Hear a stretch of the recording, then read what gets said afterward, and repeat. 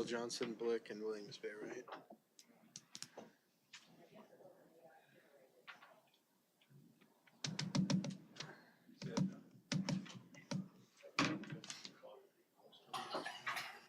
How much sense does this make? Currently resides on the undesignated and therefore qualifies. How does it? Only because it's old. It's still a contrary statement. It says it does, but then it doesn't matter to us. I don't care. What is that you said earlier, government? It has no impact on.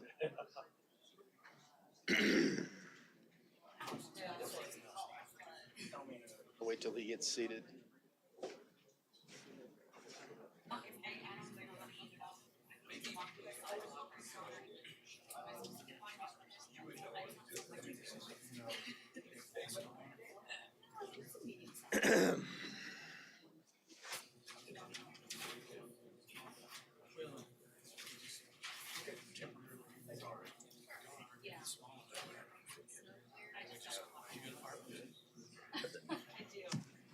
I'll wait till you get seated. No, you're fine. I know, I did it this morning, taking silence to school loss.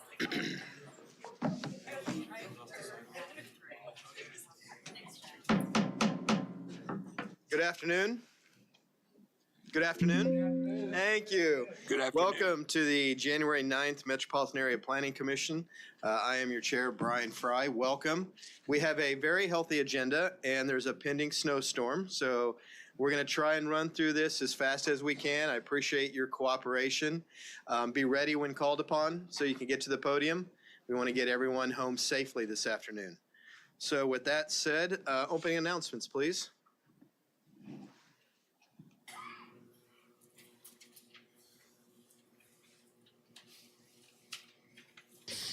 Before we begin the agenda, the Wichita-Sedgwick County Metropolitan Area Planning Commission and the Wichita-Sedgwick County Board of Zoning Appeals would like to take this opportunity to welcome everyone to this public hearing. For those in attendance, copies of the agenda for today's meeting, the public hearing procedure, and planning department staff reports on all agenda items are available in the lobby.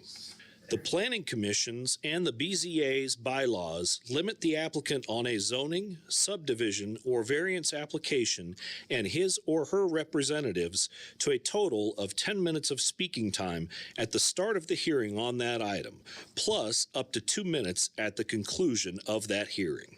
All other persons wishing to speak on agenda items are limited to 3 minutes per person. However, if they feel that it is needed and justified, the chairman may extend these times by up to 2 minutes. All speakers are requested to state his or her name and address for the record when beginning to speak. When you are finished speaking, please share your name, address, and the case number on the sheet provided in the room. This will enable staff to notify you if there are any additional proceedings concerning that item. All speakers at the podium, please remove your face mask before speaking into the microphone. Please note that all written and visual materials you present to the Commission and the Board will be retained by the Secretary as part of the official record. If you are not speaking, but you wish to be notified about future proceedings on a particular case, please provide your contact information to the Planning Department. The Planning Commission and the Board are interested in hearing the views of all persons who wish to express themselves on all the agenda items. However, we ask that all speakers please be as courteous and concise as possible and avoid long repetitions of facts or opinions which have already been stated. For your information, the Wichita City Council has adopted a policy for all city zoning items. A copy of this policy is available from the planning staff. The City Council relies on a written record of the Planning Commission hearings and does not conduct its own additional public hearings on these items. The decision of the BZA is final. Any appeal of a decision of the BZA is to the district court. All right, thank you. With that, Director Wadle, can we get a roll call, please? Yes, sir. Fry. Present. Mater. McKay. Present. Dool. Here. Bill Johnson is absent. Blick is absent. Nix. Here. Kluntz. Warren. Joe Johnson. Miles. Present. Zimbelman. Aldrich. Here. Williams Bay. Sir, I show 2 members are absent and 12 members are present. All right, thank you. Item 1.3 is the approval of the MAPC meeting minutes from December 12th. I show that all members were present. Move to approve. Second. We have a motion to approve from Commissioner Miles with a second from Commissioner McKay. Any questions or comments? Seeing none, all in favor, please say aye. Aye. Aye. All opposed, say nay. Motion passes unanimously. Item 1.4, this is where we determine the MAPC items that can be approved by consent. So we will go through these in order. First one is subdivision 2.1, final plat for Charisse Point addition, MacArthur Road and 119th Street West. Does any members on the commission want to hear this item? Seeing none, are there any members of the public? Excuse me, Mr. Chair, was there an update that we needed to hear on that? Thank you. one? I do need to point out that all updates related to the subdivision cases have been received and met. So there is no need to have any updates. Thank you for that reminder. Back on order, does anyone from the public need to hear this item? Seeing none, we'll take item 2.1 on consent. Item 2.2, subdivision 2024-63. Final plat Riverbend Estates, West 95th Street South and South 311th Street West. Any members of the commission desire to hear this case? Seeing none, is there anyone from the public that would like to hear this case? Seeing none, we'll move item 2.2 to consent. Item 2.3, subdivision 2024-64, Reber 3rd Edition, East Central and North 143rd Street East. Does anyone on the commission desire to hear this case? Seeing none, is there anyone from the public that would like to hear this case? Seeing none, we'll move item 2.3 to consent. Item 2.4, subdivision 2024-65, one step final plat for Prairie Land Estates, East 39th Street South and South 143rd Street East. Anyone on the commission desire to hear this case? Seeing none, is there anyone from the public that would like to hear this case? Seeing none, we'll move item 2.4 to consent. 2.5, subdivision 2024-66, one step final plat for Upland Estates, East 77th Street North and North 47th Street East. That's a twister. Anyone on the commission like to hear this case? Seeing none, anyone from the public like to hear this case? Seeing none, we'll move item 2.5 to consent. Item 2.6, subdivision 2024-67, one step final plat for 29th and Greenwich Edition. Anyone on the commission like to hear this case? Seeing none, is there anyone from the public that would like to hear this case? Seeing none, that closes out our subdivision cases. Move for approval of 2.1 through 2.6. Second.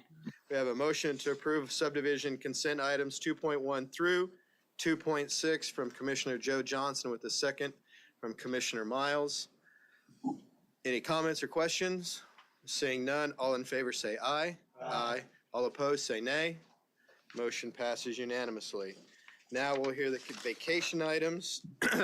Item 3.1, vacation 2024-54, generally located in the east side of North Rock Road and East 35th Street North.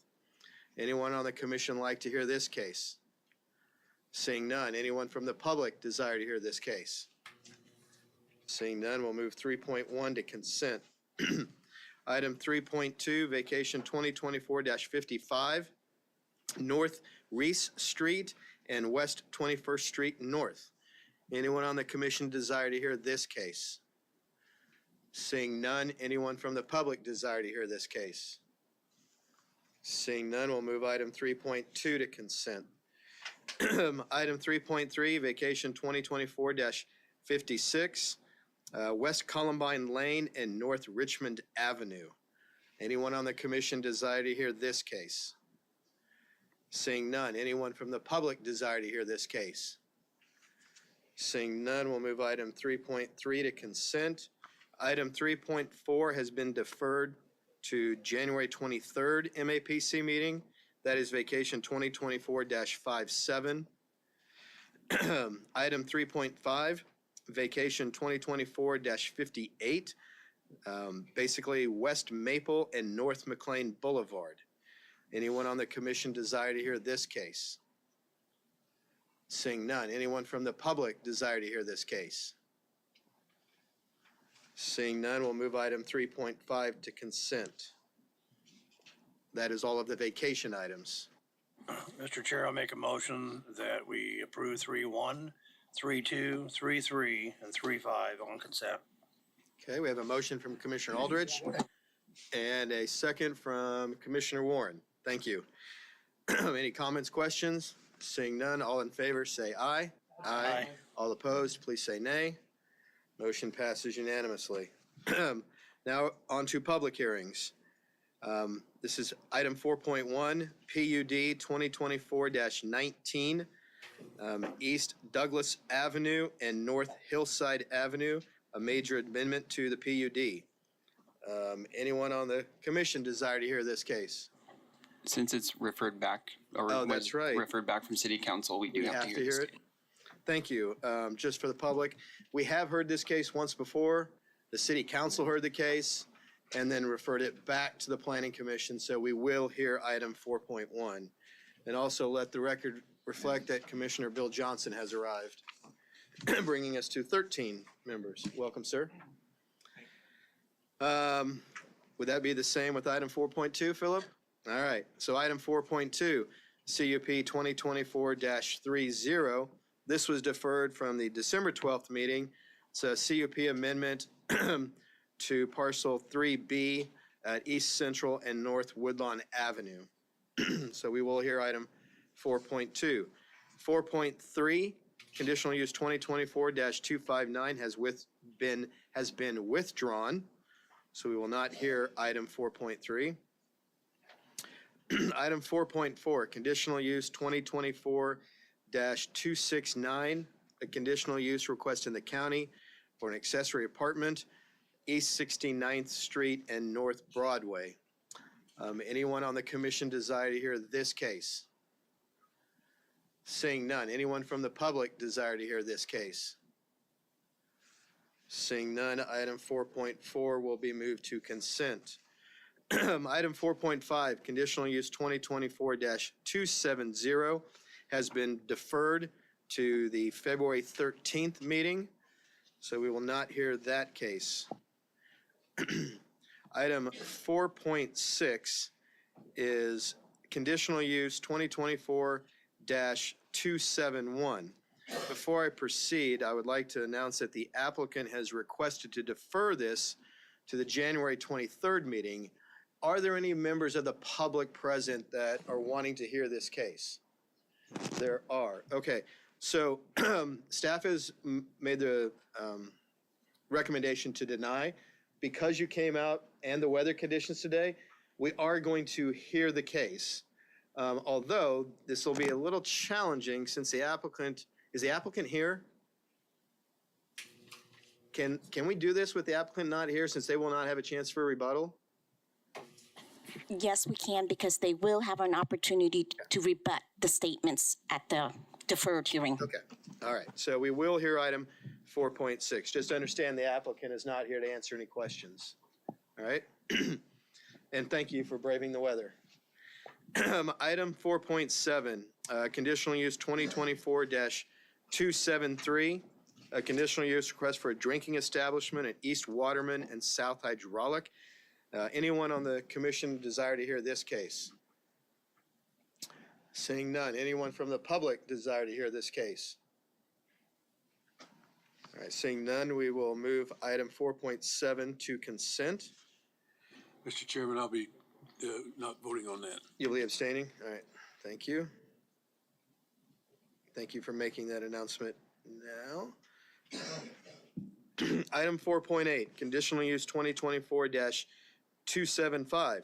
Another conditional use request for a tavern and drinking establishment. This one at 35th Street North and North Oliver Avenue. Anyone on the commission desire to hear this case? Seeing none. Anyone from the public desire to hear this case? Seeing none, we'll move item 4.8 to consent. Next page. Item 4.9, a CUP 2024-46 to allow an off-site billboard, North Seneca and I-235 North. Anyone on the commission desire to hear this case?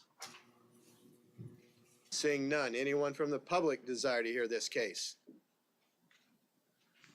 Seeing none, we'll move item 4.9 to consent. Item 4.10, CUP 2024-47.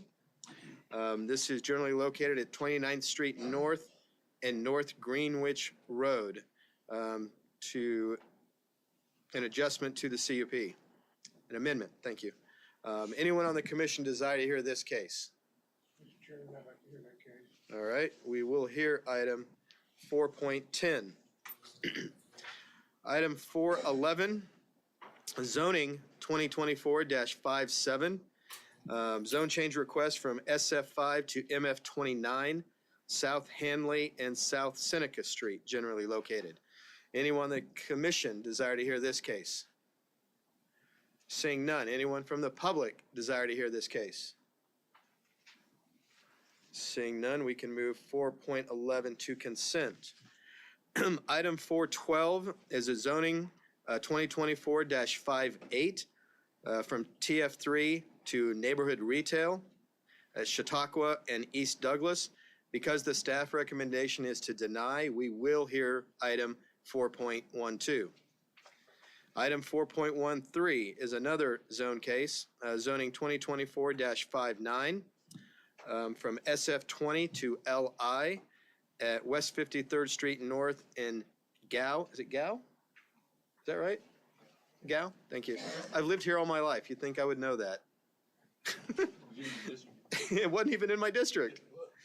No, I don't think so. That's District 6. Yeah. So staff recommendation is to deny that, so we will hear it, and I will get the pronunciation right. Item 4.14 is a DER 2024-8. That is being deferred to January 23rd. And item 4.15, DER 2024-10. That one is being deferred indefinitely. So if you showed up for either one of those and you have no other interest in being here, now's the time to get away. All right. Seeing that, we have public hearing items. Which ones are we hearing? 1, 2, 3. Someone ready to make a motion? I move I have we, items 4.1, 4.2, 4.6, 4.10, 4.12, and 4.13 are hearing, right? So consent. we're gonna hear 4.1, aren't we? Yeah, I was going through the ones that we're hearing. I'm sorry. Okay, I make a motion, we approve 4.3, 4.5. Mr. Chair, I think 4.3 was withdrawn. 4.4 is what you meant, I think. What? 4.4. 4.3 was withdrawn. Oh, 4.4, I'm sorry, yes. 4.7, 4.8, Yep, 4.9, 4.11, correct. that's it. That is what I have as well. So just for the record, to make sure everybody. Mr. Chair, I apologize, one more. We have an abstention, Mr. McKay, for 4.7. 4.7, correct. So I'll take that off and then we'll make it separate. Okay.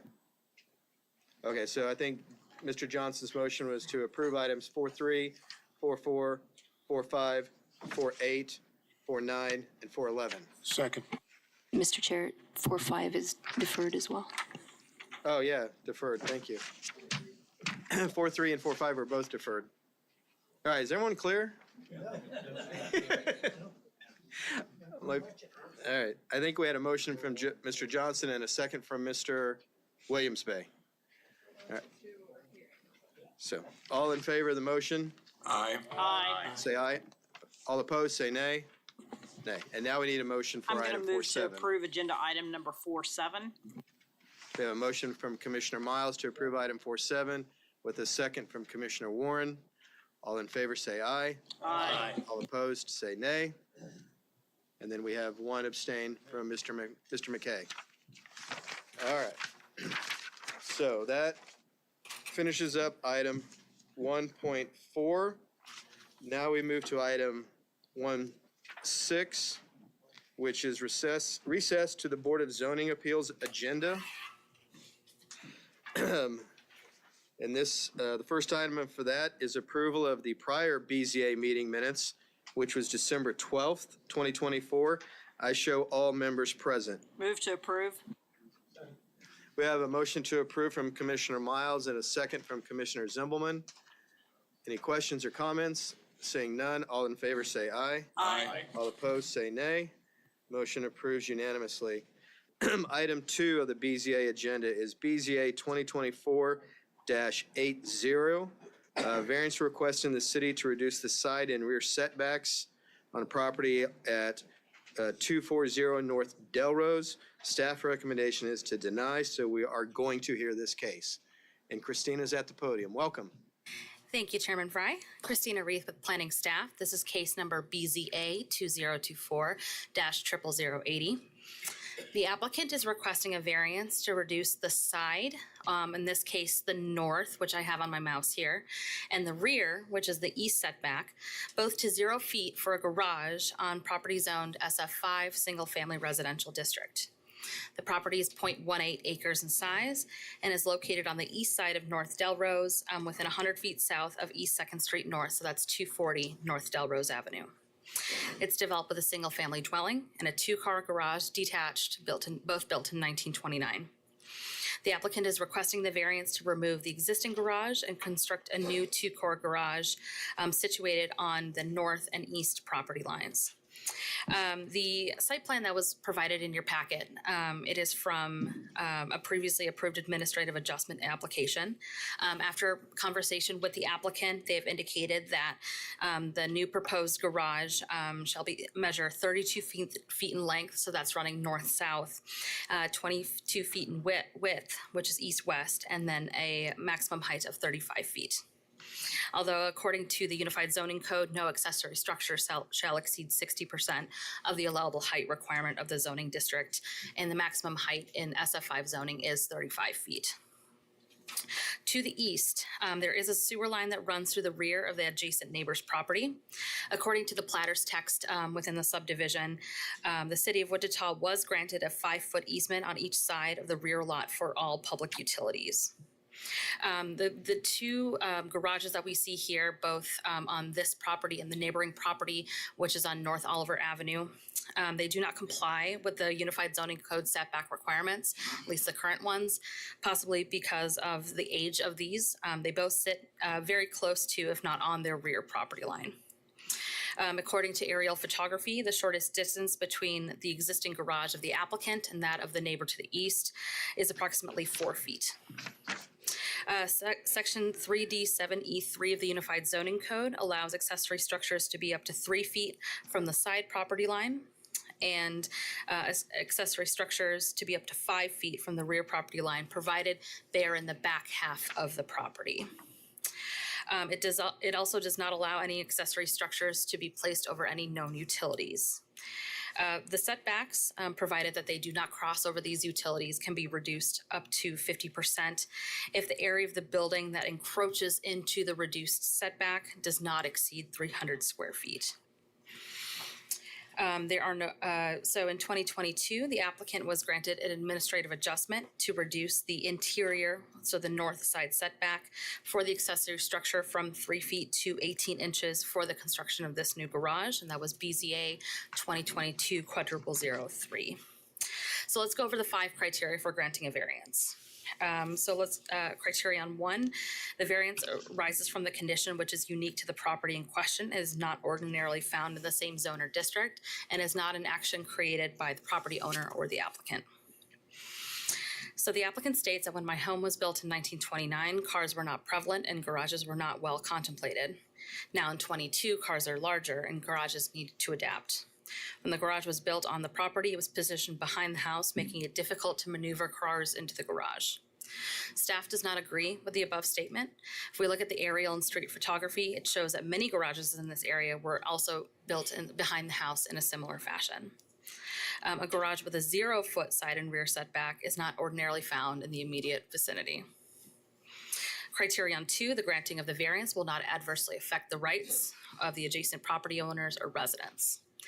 The applicant states that moving my garage will not impede on my neighbors because it will still allow for the current fence line between us to remain unchanged and the water flow to flow off my garage and directed down the driveway and through a French drain currently installed. Staff does not agree with the above statement. Constructing a new accessory structure closer to the east property line will adversely affect the neighbor to the east. Eliminating the building separation could pose a fire safety hazard to both property owners. Placing a structure on the property line also impacts the neighbors because it eliminates any space for the applicant and property owner to maintain their structure from their own property. They would need to gain access, if granted and possible, from their neighbor's property. Criterion 3, the strict application of the provisions of the applicable code from which a variance is requested will constitute an unnecessary hardship upon the property owner represented in this application. The applicant states, if I can move my garage 3 feet to the east and 1.5 feet to the west, it will make getting cars in and out of my garage safer. Staff does not agree with this above statement.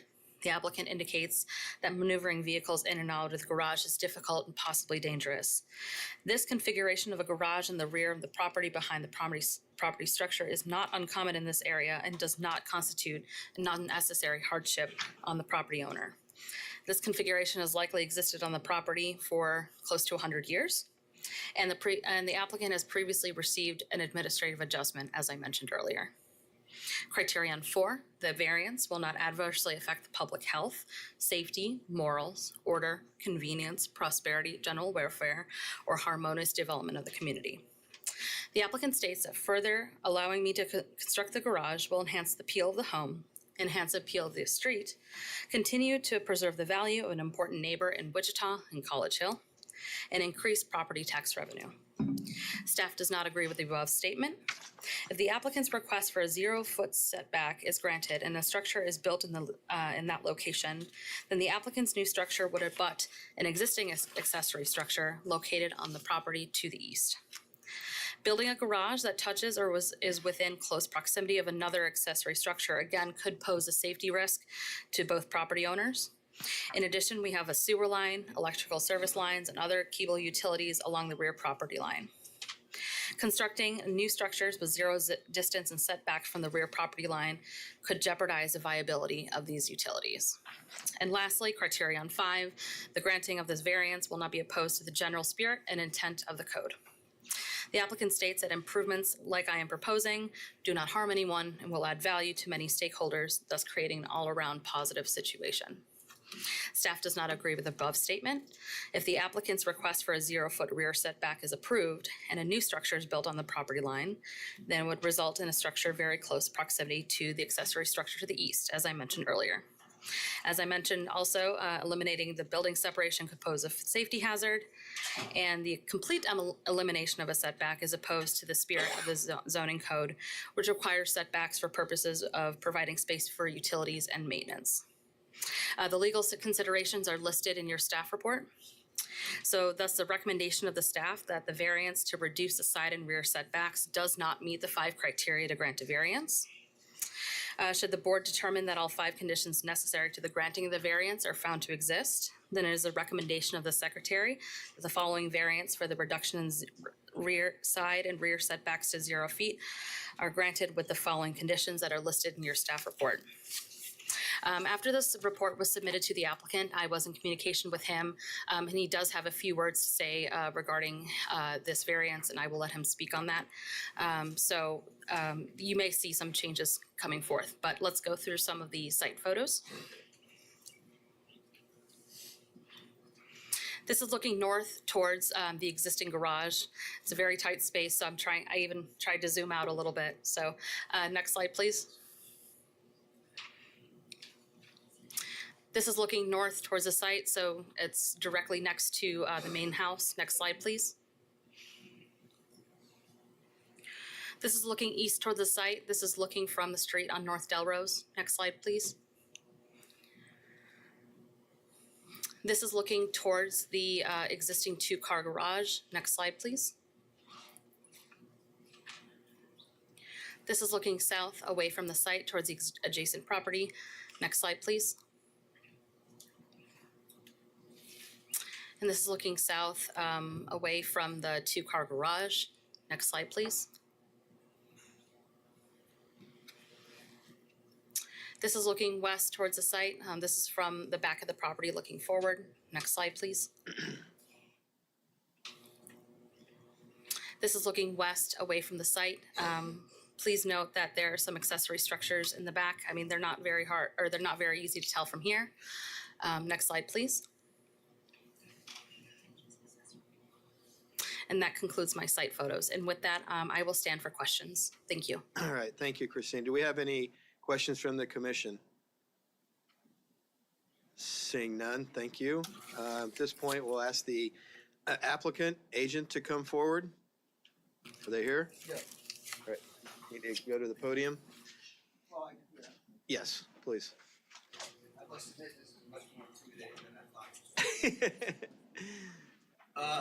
Wait, sir, wait, I'm sorry, sorry. Please give us your name and address, speak at the podium, because we do broadcast this on social media. And if you have to refer to anything from a slide presentation, ask for it and we'll call it up, and then use the mouse to point to it rather than walking to the screen. Okay, I can do You'll that. have 10 minutes, sir. All right, great.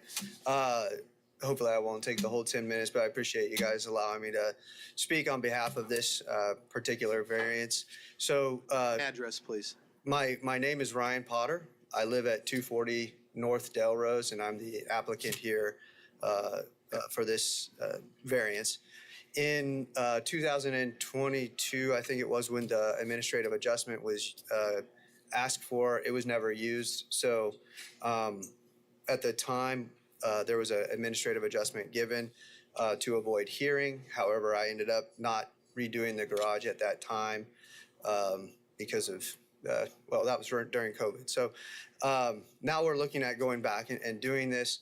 I do agree with staff and Christina on the back setback, and upon further review of that with Pico, who is the contractor on this, we're not requesting any additional setback on the rear side.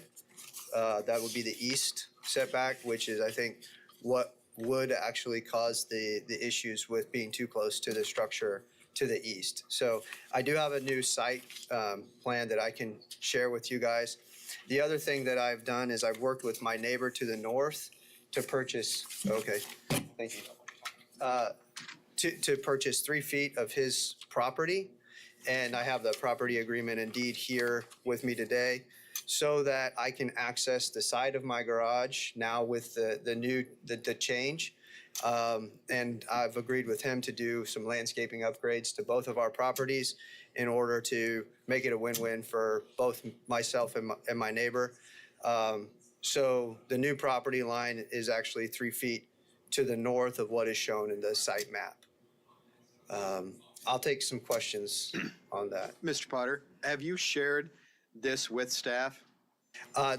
No, we talked about it like Tuesday, I think, when I got the information back from them on the denial. And so that's when I asked them, hey, by the way, I've been working with Pico on some adjustments. And so these are really new Fresh. to the situation. Yeah. Gotcha, okay. And again, you're not asking for the setback any longer on the east property line. And in the north property line, you've got an agreement with the owner there to purchase 3 feet. Yeah, and I have that purchase agreement here if you guys want to see that with his signature and the deed. Okay, I think Commissioner Aldrich had a question. Yep, sir, are you looking at just building a two-car garage? Or are you also looking at building a boathouse or a pool house? It's a 2-car garage with a pool house addition. So like that storage area, there'll be a little bathroom and storage area next to the 2-car garage. I'll point to it on here. So does the current garage have a bathroom? It does. Okay. Are you finished, Bob? You're not gonna have any sleeping facilities in there, living facilities? There'll be a bonus room upstairs with a exercise room. So there's not. So yeah, I mean, you could technically sleep there, but it's not being built to be a sleeping, like an apartment or anything like that. Well, that's what I was trying to find out, whether or not it's eventually gonna wind up turning into a residential area. No, it wouldn't qualify for an apartment. There's no kitchen or anything in the garage.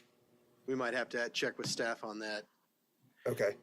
But That's definitely not the intention though. no, for I sure. understand that. But for staff, if that facility had a bathroom as part of it, would that open it up to a possible living quarters?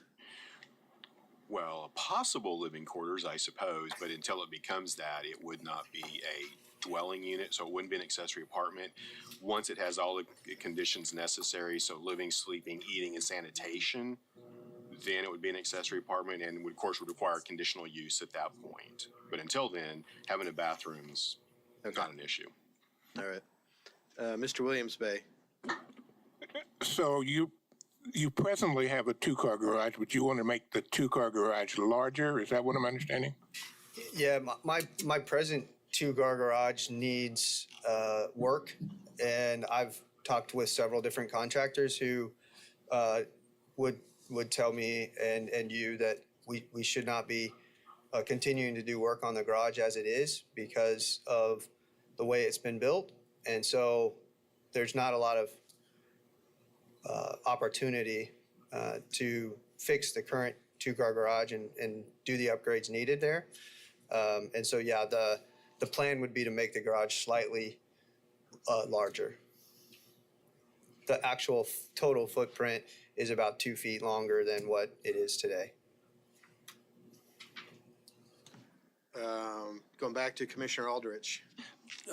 Sir, on your new site plan that you brought to us, got a question. Is the foundation portion of the garage, is that going to be 1.4 foot from the property line? Is that what you're looking at? I might yield to my contractor. Do you? You have to go. Oh, sorry. If that's what it says there, I would assume that's accurate though. I don't have the site plan in front of me anymore. Do you have it? I don't have, that's what I was looking at was. Sir, can you state your name and address, please? Yeah, it's Scott Papard, 425 North Baltimore, Suite 1 for Pico. Okay, sir, my question is that on the site plan, on the foundation, is that going to be 1.4 feet from the property line? The first time I've seen this site plan is right now, so I don't have a copy of that. You guys have the copy. I have a copy of the plans, but if I can look at it, I can tell you. You're going to need a new foundation for this, or are you going to Yep. use the existing one? Yes, it'll be a new foundation. So that corner of the, He's talking about east. Talking about this one. right, but on what you've got here is 1.4. That's going to be to the soffit edge on the That's where I was outside of the going. building. Yeah, that's So where I was going with that, it's whether or gonna- not it's going to be the edge of That the foundation- foundation, or are you going to have your overhang? That foundation is going to be a foot closer or further in the lot from there. So Okay. that's the outside of the actual footprint of the building. Yeah, because you can't have any overhang Right, past that, so, right. okay, thank you. We have staff, Phil? Yeah, just a clarification that right now the existing garage is in a non-conforming structure because it is closer to the east property line, the rear property line, than 5 feet. If he scrapes it, he would have to have a 5-foot setback off that rear property line. So even if he's not going to have 0 setback, but it sounds like he's going to be about 2.5 feet to the structural wall, you'd probably need to consider some level of reduction to accommodate the new building, because if he scrapes the old building, he has to conform to the existing setback rules. If he plans to build it on its existing foundation or put a new foundation in the same spot, he would still not be in compliance with the zoning code because he got rid of the old building. So we likely would need to consider some level of reduction of the east setback if that would be the will of the board to be moving that direction. Got it. I don't know what he's saying there.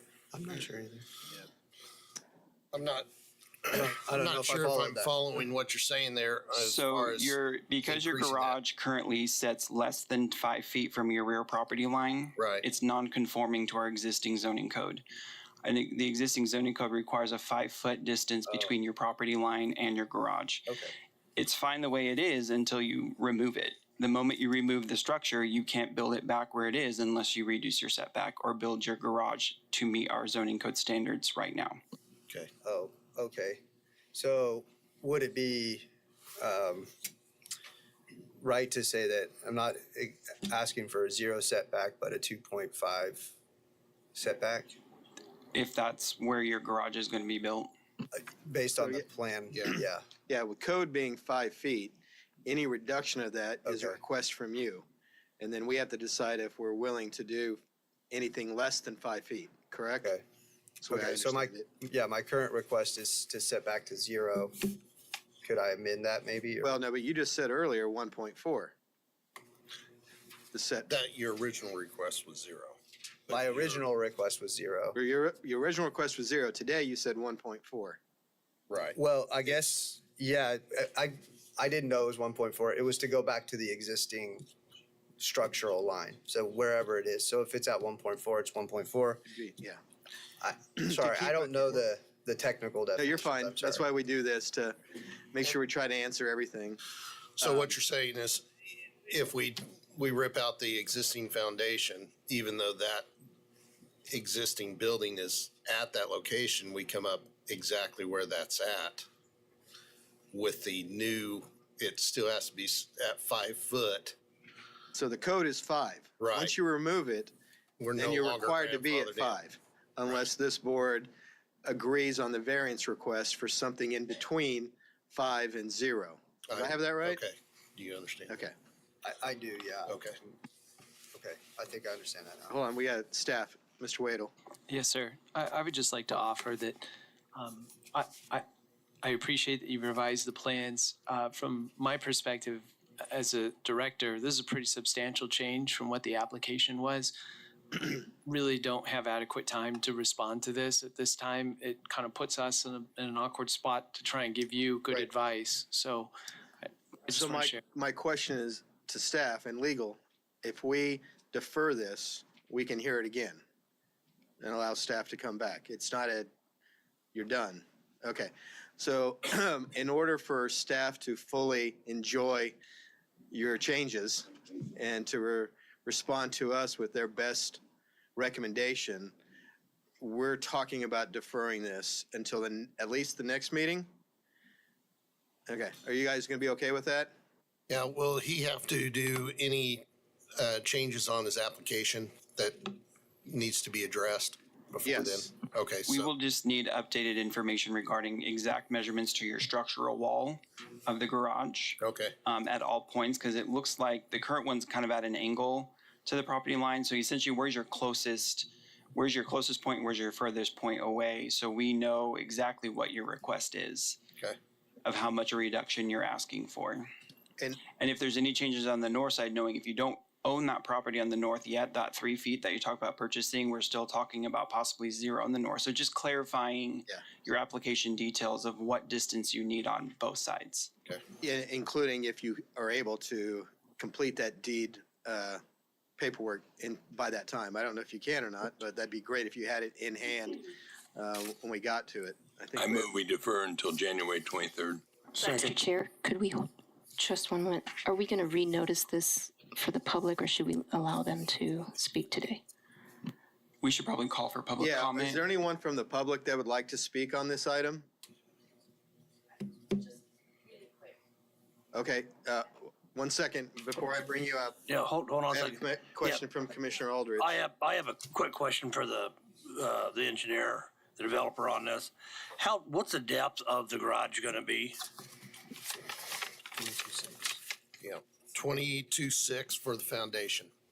So with the overhang being a foot, 24.6. Okay, I'm just Is the overall- curious on whether or not you can shorten up that depth any to help compensate for the setback. Shortening up from 22 with vehicles now is pretty tough. I mean, that's still a pretty short garage depth-wise. Okay, thank you. All right, thank you, gentlemen. We do have a question from the public. You might have to respond, so stay close. Name and address, and you have 3 minutes. Trish Heilman, 139 South Fountain. And so I just wanted to chuck out there as just an aside, when we're talking about the College Hill Neighborhood Plan, which you guys have heard too much about, and I get that. One of the things we put in the plan was that 4 garages that were fallen down, which, you know, so many of us deal with, that the plan included allowing them to go back where they used to be, not having to do the 5-foot setback thing. So I just wanted to chuck that out there. It's not an approved plan, I get it. Staff still doing their thing, and that's one of the things that we were taking into consideration, and one of the things that we're trying to help neighbors with the stuff we all deal with. So thank you so much. Appreciate that, and until that plan is approved, we just have to take it under consideration. You guys have an opportunity to rebut that if you want. I would just say, not necessarily that, but thank you guys for trying to do that for our neighborhood. But the question about the garage depth, the current garage doesn't fit a vehicle in it because the vehicle is now too long, because vehicles are much longer than when they used to be when this was built. So that's part of the issue I'm having with the depth. So obviously trying to, create the best situation for everyone in this, not trying to create any detriment to anybody. So we will get a better site plan to you guys and get back to you on. Appreciate that. We have a motion to defer to January 23rd, and that was made by, I'm sorry, Commissioner Warren, did you have a question? Okay, go ahead and do the motion from Commissioner Joe Johnson, and the second was from Commissioner Miles.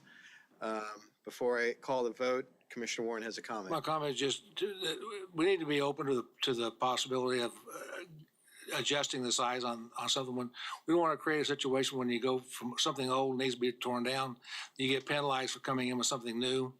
So if we can come up with a plan that I understand not being able to do that today, look at it thoroughly, so I'm in agreement with deferring. But when it does come up, I know I would be willing to look at some adjustments on that if we can get rid of an old building and put in something new that would be an improvement to the neighborhood. I'm going to keep my comment because I could refer to something else related to that.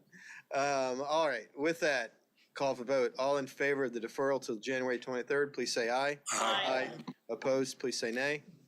All right, motion passes. We'll see you again later this month. Thank you, gentlemen.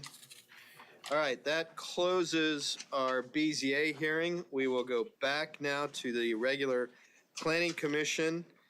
And the first case we're hearing, I think we're staying in the neighborhood. Item 4.1, PUD 2024-19. Major amendment to PUD 55 East Douglas Avenue at North Hillside. Brad, thank you, sir. Yes, thank you, Chairman and Commission. My name is Brad Etherly, Senior Planner for MAPD. Today we are discussing PUD 2024-00019, which is referred back from the Wichita City Council. And because this is the second time that the MAPC is hearing this case, I will keep my presentation pretty limited to the information that the City Council has asked for. Please let me know if you have any other questions regarding the case, though. So in this case, the applicant is requesting an amendment to the Crown Uptown Theater Planned Unit Development number 55. The applicant would like to increase the capacity of the theater from 850 to 2,066 persons. The subject site is 0.53 acres in size and is generally located on the south side of East Douglas Avenue and within 100 feet east of North Hillside Avenue, located at 3207 East Douglas Avenue. A little bit of history. On October 24th, 2024, the MAPC did review this case and voted to recommend approval per staff recommendations, and that vote was 6-2. On December 3rd, 2024, the Wichita City Council did review this case, and the action of the City Council was to send the case back to the MAPC for further consideration. The City Council requested further consideration regarding specific points, and those are that the applicant stated that he wanted up to 60 full capacity shows per year. The City Council wanted the applicant to consider a balance between full capacity and half capacity shows, as well as possibly less than that. They also wanted to consider how the amendment to PUD number 55 could be impacted by the currently unfinished College Hill neighborhood plan and zoning overlay. Another question they had was if the applicant could produce parking agreements in written form as opposed to just verbal. And then the last item was to have staff examine the difference between the applicant's requested occupancy and the occupancy that the city's fire marshal sets. So just kind of ticking them off one by one, PUD number 55 does require a minimum of 17 paved off-street parking spaces for all uses on parcel 1. The owner of the property has indicated that they have several verbal agreements in the area.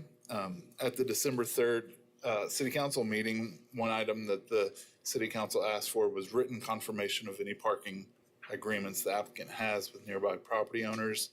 And at the time of this presentation, the applicant has provided 2 written agreements totaling an additional 53 parking spots, and those agreements are attached to your report. Another point that the City Council desired to have was that the applicant consider a balance between full capacity shows and shows where there may be half capacity or less, and how many shows of each could the applicant foresee. Staff did reach out to the applicant and the applicant's agent to inform him of the request and to provide any answer from the applicant. At this point, staff has not received any indication that the applicant has considered this request. At the December 3rd, 2024 meeting for the City Council, questions arose regarding the discrepancy between the proposed capacity of the 2066 persons and the official occupancy dictated by the City of Wichita Fire Marshal. Fire Marshal Dugan, I think, is here. Do we have? No, I think Scott's going to provide sure. some insight. Sorry, folks. Scott Wadle, Planning Department, just wanted to indicate that we invited the fire marshal from the fire department to attend. They're aware of the meeting. They provided the memo and so are not going to be here. They're not able to make it in person, but did provide the memo. So that memo has been forwarded to each of you, so that you should have had that in front of you. And the applicant has also submitted a code review sheet regarding this by a certified engineer that indicates what the occupancy potentially could be based off of fire and building codes. That is included in the report. Just a note that has not been reviewed by MABCD or the fire department for any accuracy. Additionally, the City Council questioned how the requested change of capacity could be impacted by the forthcoming College Hill neighborhood plan and zoning overlay, specifically in terms of traffic and parking. Planning staff has been working with the College Hill neighborhood to develop this plan, and at the time of the writing of this report, the plan has not been finalized or adopted by the City of Wichita. A draft version of the plan does indicate possible development goals and strategies for the area, and those include that one goal of the plan is to improve transit in the College Hill community. One recommended action to achieve this goal includes increasing the frequency of transit service in the area, including the Q line. Another goal is to ensure sensitive, lasting, and pedestrian-oriented development within the community. One way to help achieve this is to improve parking to balance the needs of visitors, businesses, and residents. This goal also becomes a key strategy later in the draft document. One action the plan suggests to achieve this strategy is to review city off-street parking requirements to determine if any changes can be made to reduce the number of required spaces. Another action is to encourage shared use parking agreements, especially among users with opposite peak hours. This corresponds with an operation like the Crown Uptown Theater, whose typical hours would likely be in the evening, while other nearby uses would be utilizing their parking lots during the day. And then lastly, the plan outlines a strategy to make safety and quality of life improvements to streets that traverse the College Hill neighborhood. According to the plan, one way to achieve this strategy is to install new traffic calming devices, including the number of lanes, adding bike lanes, adding parking, etc. These goals and strategies, while not specifically pertaining to the case at hand, could help ease some of the parking problems the community might endure when the theater is operating at full capacity. Staff has already noted within the analysis of the locational guidelines of the community investments plan that some of these items are potential ways to alleviate traffic and parking burdens, including the ability for patrons of the theater to utilize the queue line and the parking agreements that the applicant has indicated that he has. I will move on to the zoning map.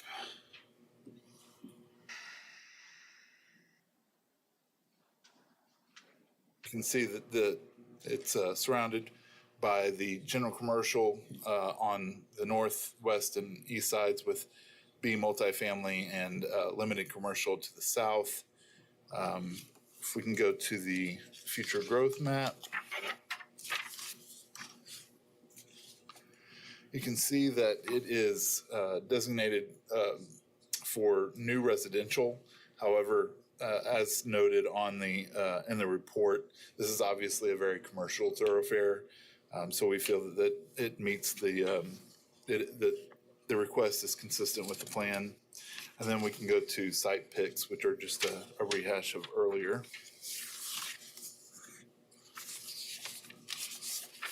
So this is looking east into the abutting property. Next picture. This is looking south into the site. Next picture. Looking west at the site. Next picture.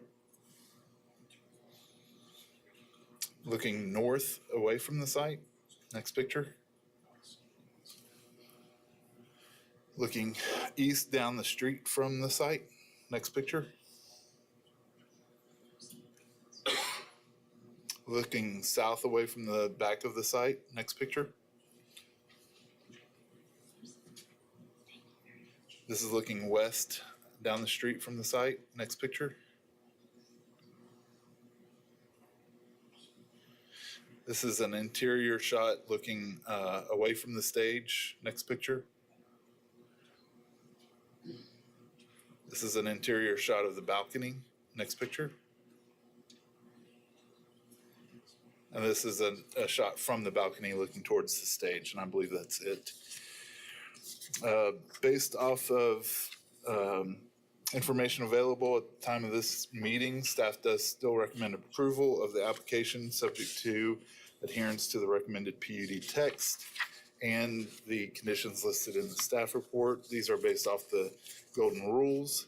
I will note that we have had several public comments, I think 6 of them, to this date, that were in email form, which I forwarded to the commissioners this morning so that you could see those. And I will point out also that for the city council meeting, we did receive 16 protest petitions for this amendment, with 10 of the properties being within the calculation area, which totaled a percentage of 46.46% of the protest area. So that's just for your information, and I can stand for any questions. Okay, Thank you, Brad. Just to be clear, in October 24th, this body reviewed the case and approved it on a 6-2 vote. It then went to the city council. They heard the case. They kicked it back to us for further consideration and had 4 points that they wanted us to consider. Those 4 points being the applicant stated that he wanted up to 60 full capacity shows per year. The council asked the applicant to consider a balance between full capacity and half capacity shows. Did we get communication from the applicant regarding that? That would be negative. We did not receive Did not receive anything. anything official from the applicant or the agent regarding that. All right. How the amendment to PUD 55 can be impacted by the unfinished College Hill neighborhood plan. We heard the staff report. We have that in front of us, and then you also addressed it. Correct. So we've got that information. Third point was if the applicant could produce parking agreements in written form as opposed to verbal. We heard from you that they have presented 2 written agreements. Correct. Correct. Okay, thank you. And then the last item that the council wanted us to consider was have staff examine the difference between the applicant's requested occupancy and the occupancy that the city's fire marshal sets. You testified that we have a memo from the fire marshal. Correct. Have that information. Correct.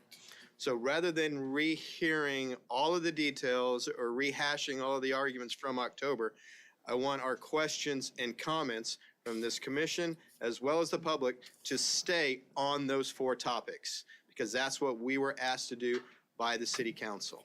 Is that clear? All right, thank you. With that said, does anyone from the commission have questions? Mr. Aldrich. Yes, thank you.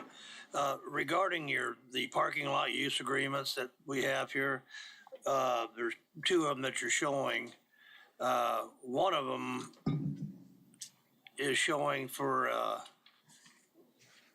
let's see, an address of 220 South Hydraulic Street. Then you look at the other one, and it's showing 200 South Hillside, or both Hillside. One shows 30 possible parking spaces, but the other one doesn't show how many potential parking spaces there are.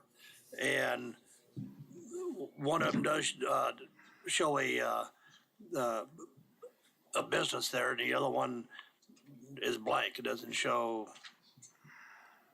who's authorizing this. It just has a signature. We have no idea who that is, the owners, the renters, or just somebody next door or what. Is there a question?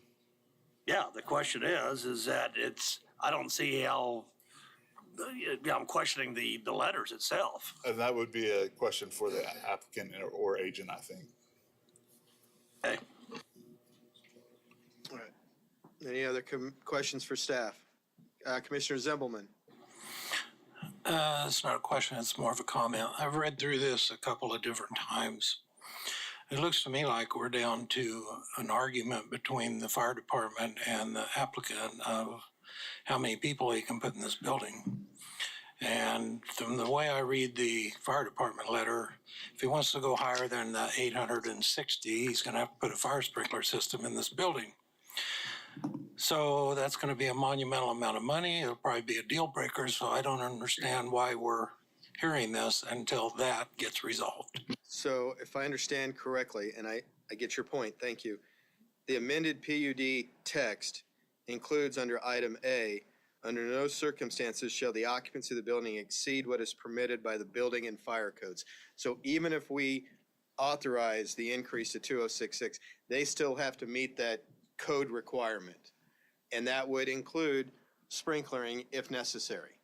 So whether or not they do that, that's someone else's department. I'm not trying to say pass the buck, but what we're being asked to do is approve the PUD as it relates to that request. How they adhere to it, that's a different department. Do I have that correct? Yes, that the fire code establishes ultimately trumps the zoning on that. Right. Yes. Thank you. Your point is well taken though, Tony. Thank you. Any other questions? All right, seeing none, we're going to ask the applicant to come forward. or the agent for the applicant or both. Together, you will have 10 minutes, not 20, 10.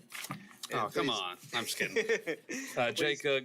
give us your name and address for the record. Got it. Jay Cook, Boffman Company, 315 South Ellis with Mike Brown. 3215 East, 61st Street, Tulsa, Oklahoma. So what I wanted to do, Philip, I've got some things to hand out. This is nothing new for you guys. This is just a larger code review, as well as possible language change that staff has recommended. We just want to have it written a little different than what staff recommends. In your staff report, there's an added sentence at the very end of general provision number 3A. We actually want to move that just to say the use of the event center shall be limited to the occupant load dictated and enforced by the fire marshal.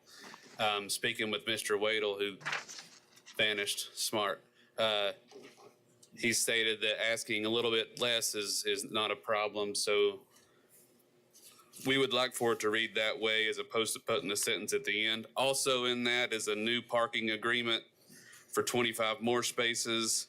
We're working on getting more, but wanted you to have that as well. The parking agreement at 2200 South Hillside, sorry, 220 South Hillside. There's 55 spaces there. I'm not sure why they signed their name or they put their address there instead of the number, but that's the number that we had from them. Anyways, going over just what City Council wanted us to do. Talking about that, the first thing that they mentioned in looking over is the number of events at the venue. Can I do this? In just a second. So 60 is a number that's been put out there. Obviously, in this line of work, you don't know how many events you're going to have. It was just kind of a rough number that was thrown out. Do have some similar numbers from the Cotillion had 52 last year. Wave had 58. The Temple Theaters had 57 in the past 3 years. So it's just a general number. We've also obviously considered full capacity and half capacity events. 60 is a random number, or not a random number, but it's an average, hopeful average for full capacity events. And there will obviously be half capacity events just based off of the type of use. I wanted to give you, this isn't really pertaining to the City Council, but I wanted to give you that code review as to give you why we had the number of 2066. So GLMV, then now Tesserae, did a code review for us on the building as to what the capacity could be, and that is why we provided the number of 2066. It wasn't arbitrary. It was done so at the behest of a stamped engineer. So I wanted to make sure you all had that. Looking at how the amendment could be impacted by the unfinished College Hill neighborhood plan, it really looks like the neighborhood plan would help this case even more. I know it's not in effect now, but the neighborhood plan discusses using the queue, having shared drive, shared parking. We're trying to achieve all the things that the neighborhood plan, according to the staff report, is stating, that we want more transit in the area. More transit would benefit this. Reviewing off-street parking from the city, those sort of things. The only issue with the College Hill plan that I have is that there's no telling when that'll be approved by the city. I mean, it could be not this calendar year, it could be 4, 6, 8 months, and we don't, the case you're looking at now is not, really cannot be determined based off of a plan that's not been adopted. Obviously, we want to do our best to be good neighbors to the College Hill area, but any perceived draft is not enough information for us to really go with. The third thing that the City Council wanted produced parking agreements in written form. We've gotten you some of those. Again, we're working on getting more. The major parking agreement we have is public parking with the city, and then the 3 that we have with you guys. So, I tried to the confusion with the occupancy from the fire marshal to this is, it's basically the fire marshal has a number, our engineers have a number, and we just need to figure that out and what that's going to be. As Mr. Fry stated, that's not for this department. That would be for MABCD, and obviously we'll be working with them once this is has been approved or denied to fix that issue. But I wanted to give you an explanation as to why the number's there, and then if the number's not going to be the same, if it is less from the fire department as the memo states, we're going to change the language to the occupant load dictated by the fire marshal. I also have, like I said, Mr. Mike Brown here who wants to talk about some things, so I'm going to give him the rest of that 4 minutes. I just wanted to go over what City Council has talked about and what Mr. Fry was requesting. So thank you guys for the time and to do this again, and the weather has been challenging. Real quick, on the number of shows, that 60 is what we anticipate as and that mix from the other venues is some of those were sold out of them, some of them weren't. So that 60 number is just is a average of the number of shows that this market's seen in other venues. Some of those will be sold out, some of them won't. Our standard is that we look at when we model these things at a 60% sell through for every show, and we do have those sellouts, and those are the ones that really help us make the things go forward. The building is not only a concert venue that we show movies there, we have chamber events there, we have the Friends University, we've done Wichita State University, we've done multiple fundraisers. I've reached out to our neighbors to try to work with parking deals for specifically across the street where you've got 150 some parking spaces that aren't utilized after 5 or 6 p.m. I've had drones in the air. I've supplied that footage that was on a sold out evening at the time of 850 people, and you could still park on Douglas at 8:30 across the street from the venue. None of the parking lots to the south on Hillside that are surface lots was a car. Dillon's was about half full at 10 o'clock. Going north on Hillside, all of the surface lots were also empty. We've had 0 criminal complaints. I've pulled all the police reports in the last year that we've been there. The conversation on capacity with the fire marshal, Chief Dugan has gone over and above to work with us on this matter. I met with him for over an hour yesterday on site. At some point, this building was classified, and this may be more than what y'all do, but there's classifications of building as it relates to occupancy. You have an A1, which is what the building we believe was in 1928 up until sometime in 1977. We've requested the information from the city as to why through an Open Records Act. We haven't been provided that yet. So we also have documents that in 2017, when this went through a renovation, we can hand these out to you, that went through, stamped by Wichita Planning Department that has this building as an A1. The A1 classification, pardon? the building department. The building department, sorry. The A1 classification would allow this, per our code review, to go to those capacities without the need of a sprinkler system. Additionally, in Dugan's memo that he wrote for us, or not for us or to you, it states that buildings that are historically designated, which this one was, and Scott brought up, and this is in 1991, that historic buildings that are not having a change of use are not required to implement an automatic sprinkler system for these types of changes. So there are a lot of things here that are confusion as to what we're doing, why we're doing it. And I'd ask that the photo from the inside that shows the balcony come back up, if possible. Keep talking though. So when we get that up there, this is just an idea to show you that the balcony space, one more, keep going, go back to where it shows the actual balcony, please. That space right there, per what I have at the city, will allow me to have 33 people there. The building is designed and built for more capacity. Parking from the drone footage and what we've experienced over the last year has not been a problem. Crime has not been a problem. It's been noted out there that we're going to do things every weekend. It's just not feasibly possible, as you can see from existing data from other venues in the market. And we are an asset to the community. And I think that it's a 100-year-old building that needs to be there. But we need these changes, or the site's going to be repurposed. It can't continue to operate as what it is its current use. Thank you. Thank you. Stand for questions, Yes, sir. please. First question I have, and maybe this is also for staff. Does the PUD list the number of events that could be at this facility it's right not. now? It is not. No. Does not. Okay, so it's an interesting question that council has asked because limiting with the amount of business that a company can have is Yeah. pretty restrictive. It'd be like telling Wendy's how many cheeseburgers they can sell a day. So the next question, as relates to the PUD text, you are not asking for a specific number now.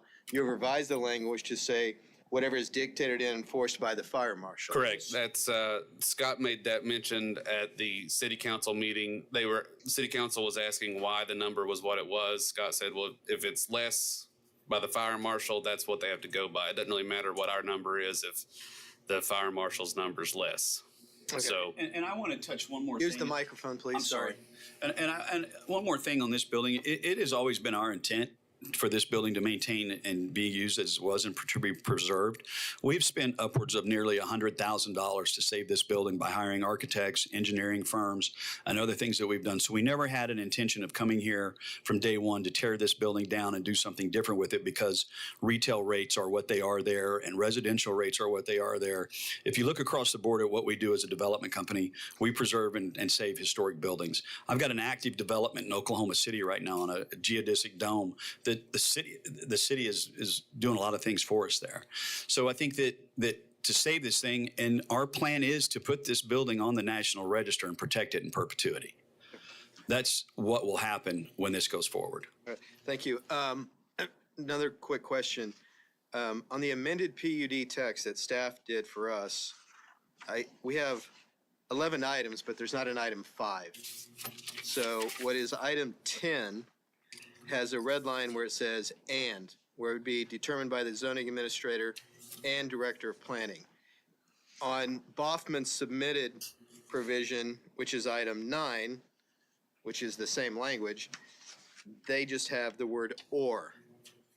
And I think it should be "and," is what staff is recommending. we'll You're fix- fine with that language? Is it saying we'll "and"? fix Okay. all that. There's a little confusion because we're missing a I think that number 5 is just a typo that was approved 7 years ago. That's So I just sorry wanna about be- that. Just wanted to be clear that Little egg on the agreement face that there. the language of "and" should be included. Yeah, not "or." that's fine. Okay. And we would like, if the recommendation for approval, the language that I provided to you in that what I handed out as the first sentence being changed, not the last.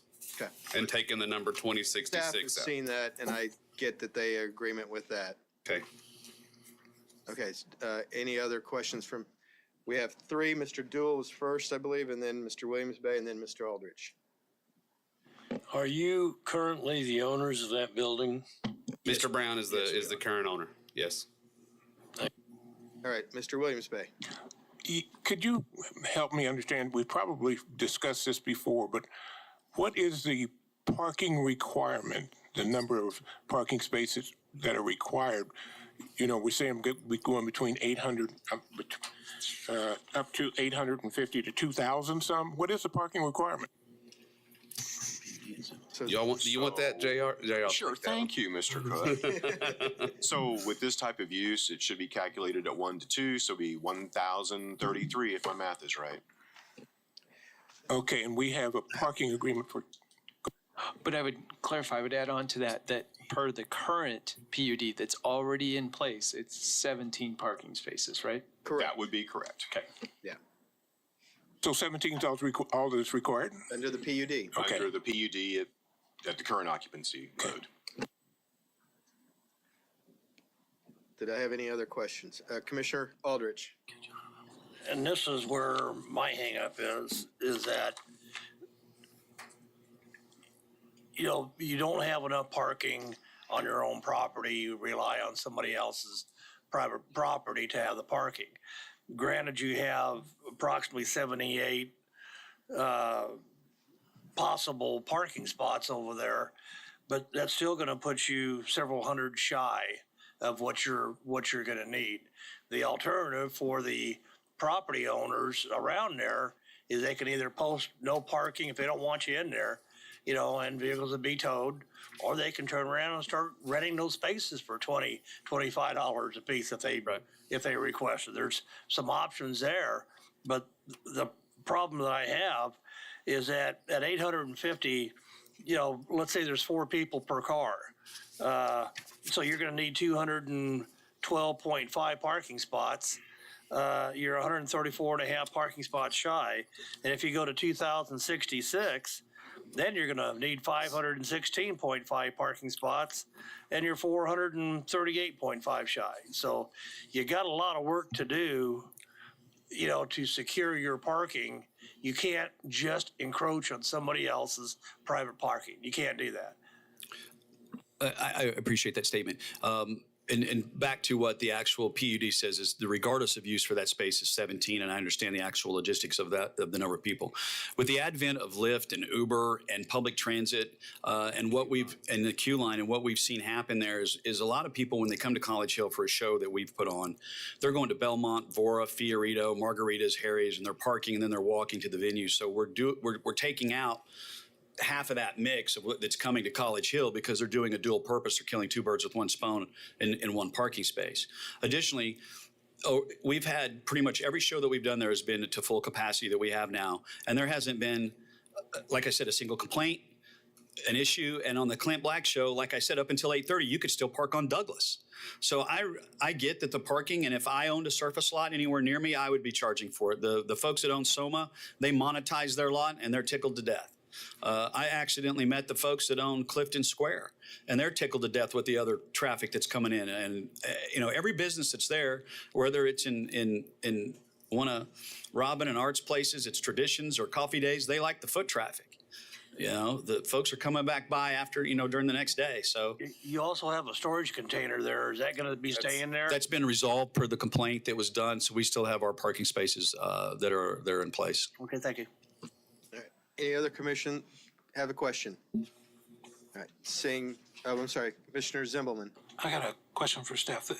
This stuff that they just handed out today, is this the first time you've seen this? Is it part of this now, or would that have to be included in a motion? If you wanted to approve it with this language, you'd have to do that through a motion. This essentially is what the applicant is asking you at today's meeting to say, hey, please approve this instead of everything else that you've received. The code review that you've received, you had it before, but Brad informed me that it was too small to read, so I wanted you to have an 11 by 17. So there is one document in there. Yeah, the one from GLMV Architecture. Yeah. Just throwing that out there. Yeah. All right. Thank you. Stand by. You might have opportunity for a rebuttal. Are there any members of the public that would like to speak on this? All right. Please go to the podium, give us your name and address, and you'll have up to 3 minutes. She's not speaking with me. I'm just going to have her help me. That's fine. Yeah. If you're going to be holding, will they be able to see that via the cameras? Can the camera see it there? Okay. All right. All right. Name and address. Stephen Holt, 414 North Broadview, and I own the buildings that are directly to the east and to the west of the Crown Theater. I have several neighbors here with me also in opposition, but out of respect for what you stated earlier, we're going to try to stick to the things that City Council talked about. One of the things real quick that I would like to point out is at the last MAPC meeting, there was only a vote of 6-2 because so many people were not present. So I do think it's a little bit unfair to not allow all the public who came that day that weren't able to speak the opportunity to speak. Hopefully you'll reconsider that. This first 2 exhibits I was just going to show real quick. That's just an aerial view of the area that we're talking about, 3200 East Douglas. Exhibit number 2, everything that you see in red there, they spoke a minute ago about being good neighbors. Everything that you see in red is everybody who has opposed this capacity increase. The Crown is there in blue. That one tiny little green right there is the one building that is in approval. Every other red is against what we're talking about here. Next thing, onto the parking. Amy, if you'll go to the next slide. They spoke again about being good neighbors. Sorry. They spoke again about being good neighbors and also working with their neighbors to use their parking lots and what have you. This was the Clint Black concert, November 15th. And on this particular day, they advertised it as a sold-out show. As you can see, there is a 60-foot semi-truck that is illegally and unlawfully blocking about a lane and a half of hillside. I have an email with me here from Miriam Lopez, who works for the city of Wichita, who confirms that there was no permit or no permission requested on that day. I will also remind you that having cars have to dodge in and out of the semi parked over there. Semi was there for over 2 hours. That's also a major ambulance route with Wesley Hospital right there. So the point being is, are we talking about good neighbors here, and are we talking about people who are trying to follow rules and procedures? So when you talk about, form parking agreements with your neighbors, what's the likelihood that those are going to be done? Let me share the likelihood. I own the parking lot immediately to the west of the Crown Theater. It is 100% mine. There's no debate on the property boundaries or anything whatsoever. Mr. Brown, before he purchased the building, came to me to try to get a parking agreement. I said, as a gentleman's agreement, we could work something out, but I cannot grant an easement. Instead, what they did is just like this. If you'll go to the next slide.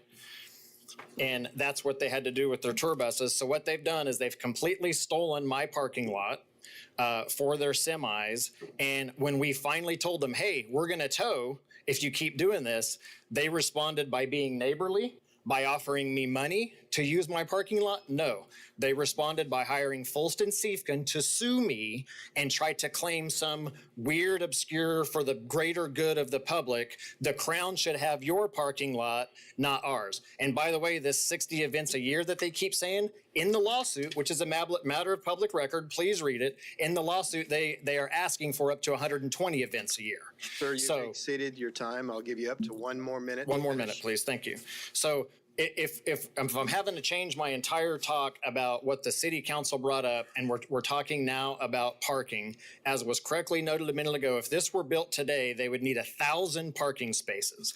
In 2017, the zoning was reset. They will try to tell you that, the building was built in 1928. It was, but in 2017, there was a PUD that reset the zoning, and everybody agreed at that time, we'll give you 860, you have to have 17. So if they want triple that or nearly triple that, why doesn't somebody say, okay, what about the additional 17? Last but not least, this the Clint Black show with the parking lot where they put the semi there, blocked hillside and blocked mine. That's a pending court case. I beg you, we're talking about infrastructure. Please ask them or their agent, how will they load for these concerts when they lose the court case and can't steal my parking lot anymore? Please, just ask them that question and hear the response. Thank you. Thank you. Next speaker.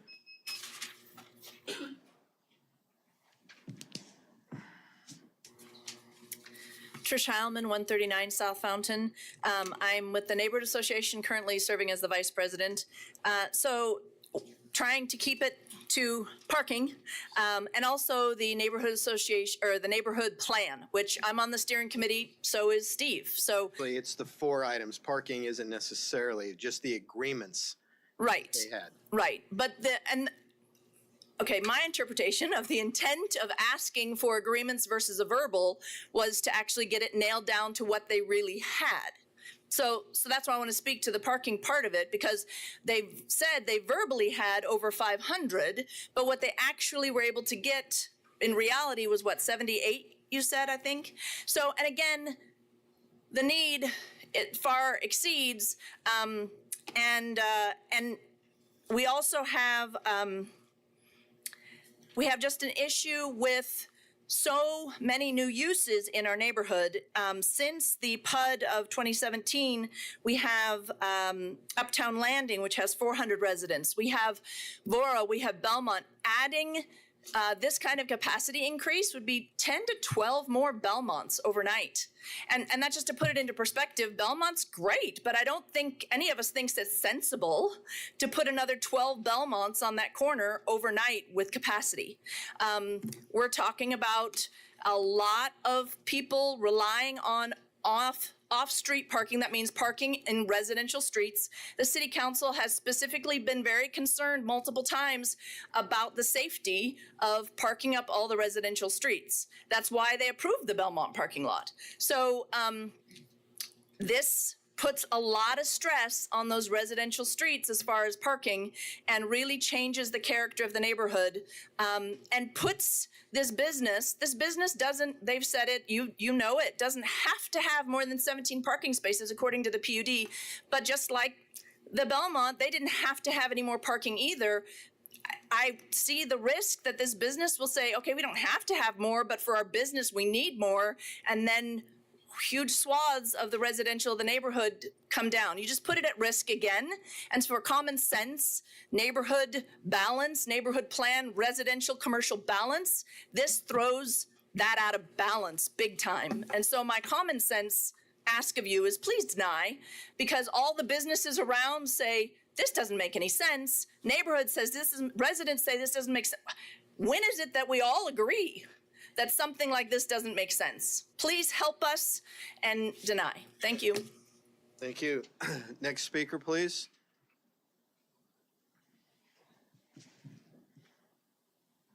My name is Susan Miner. I live at 303 Circle Drive. Because the City Council asked consideration of how the College Hill Neighborhood Plan could be impacted, that's why we're mentioning the College Hill Plan. It definitely is relevant to this case in terms of traffic, parking, and protection of the residential zone, which are addressed specifically with admittedly draft but seriously considered guidelines and strategies to protect and preserve College Hill neighborhood.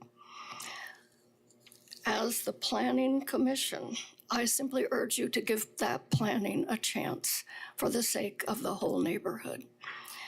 The applicant's past illegitimate use of the neighboring building's parking spaces hardly indicates that he will adequately regulate his customers' use of on-street parking, already a serious problem, or effectively encourage them to use the shared parking that he claims to have arranged.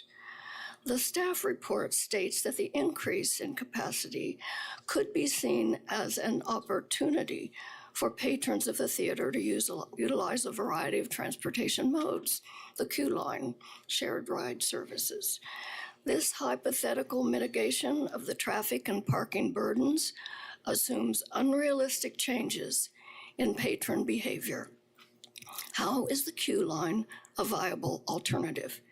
If patrons do not happen to live nearby, they will drive to the area, park somewhere, and take the Q line to Hillside and Douglas.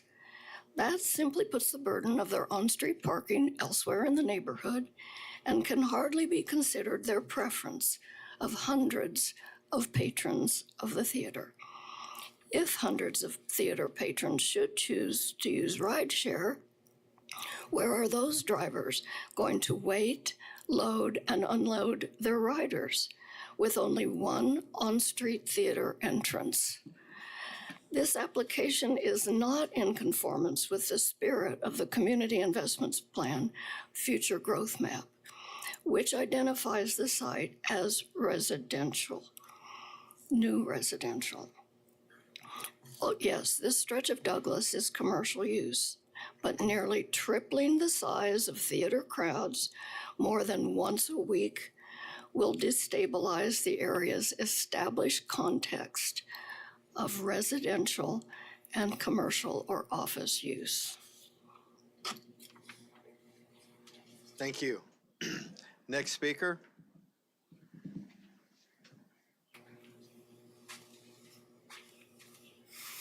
Hello, my name is Bob Zook. I live at 115 South Rutan, also known as the Hillcrest. Well, we're very fortunate at the Hillcrest to have a large parking building and a little extra supplemental parking. Parking is always an issue when we have friends and family over there. Parking is the biggest issue related to the Crown. Please focus on the parking. there's a second stake I have in this, and that's relates to Oakland Street. Please notice that narrow, curvy little street behind the Crown, which has a bunch of pastel colored apartment buildings on that. Do you guys recognize that? Oh, yeah. Yeah, those are mine.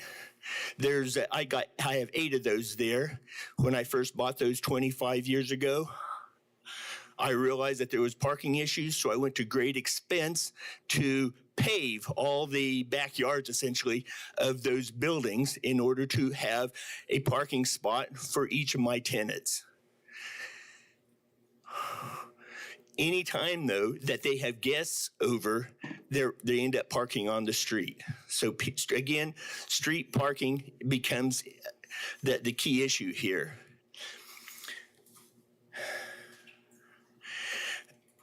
During any large events at the Crown, people are always driving around the neighborhood looking for the closest place, and if there's anywhere around there, they're going to park there. And that is specifically related to Oakland Street, which is right behind the Crown. And that becomes a large problem for my tenants as well as anybody else in the area that is living there or visiting non-Crown related stuff. So please keep that in mind. And one last thing, in the past 3 years, I've had my car broken into 3 times there, right around the Crown. So the more people you have there, the higher the crime rate will be. Thank you. Please focus on parking. Thank you. Next speaker.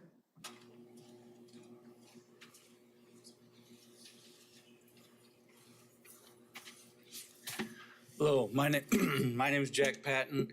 Address 337 South Rutan. Also the Neighborhood Association president. And again, we're back here talking about parking. 130 slots, only 1,000 to go. History. Clifton Square. Minimal parking. No future planning.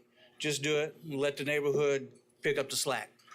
Belmont, couldn't meet requirements, granted variances, many.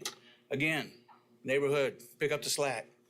Crown, again, parking issues. I think we're seeing a pattern here. Currently, no requests to demolish homes for additional parking, but I refer you back to the Belmont.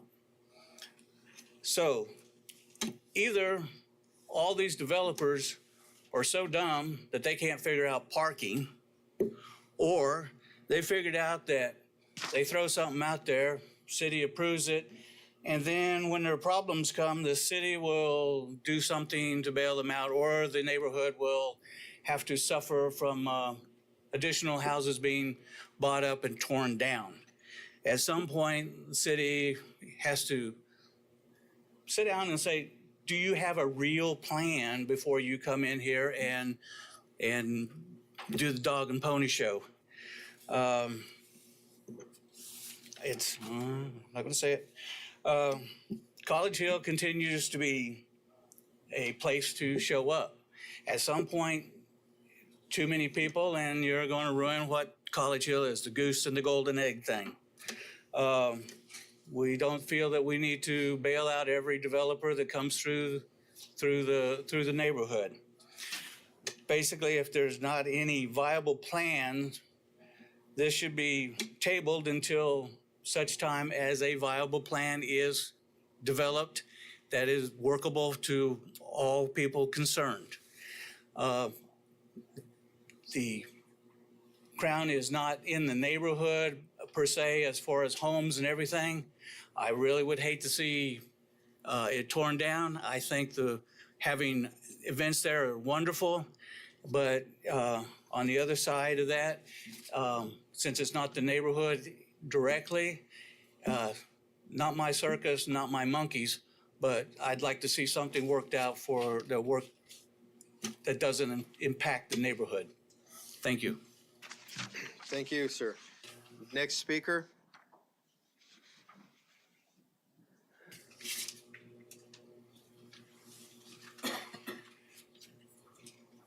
Arthur Allen, 115 South Rutan. also in the Hillcrest Apartments. That's 94 units, cooperative living. We own our units. We're not renters. 94 people coming in and out of that parking garage with our friends and family. 94 homes, essentially half a block away from this. We've had two cars broken into in the last 3 weeks in our back lot. It does happen. It goes back to the parking, since that's what we're restricted to talk about. But that's the biggest issue. And there was mention at the DAB meeting, the infamous DAB meeting, that the city council, everybody knew about. I was there till midnight. This gentleman from the planning department was there. We were all falling asleep. But it was so contentious that the DAB members of the board, actually one of them said to him, to Mr. Brown, did you not do your due diligence? I mean, how simple is this? Did you not do your due diligence before you got a bank in Oklahoma to loan you $1 million? Why would you even have thought that you could get this through Wichita, which the planning department right now, in the document that I received yesterday, they've said, approve it. It's crazy. As I mentioned at the DAB meeting, and I mentioned on Channel 3 TV, Mr. Nix and Mr. McKay, who I know, they would not want this in their backyard over at the country club in West Wichita or in Mays. They wouldn't want a 2,000 person event with 500 to 700 cars in their neighborhood right outside their back door. That's what we're talking about here. You're affecting people's lives. And it's dangerous as it is already with 800 people to come out onto Douglas at the intersection with the fire trucks, the ambulances, the buses. It's insane. Please deny, please.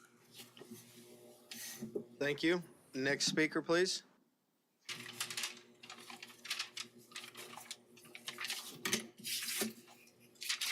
I don't need the displays, but you can put them out there.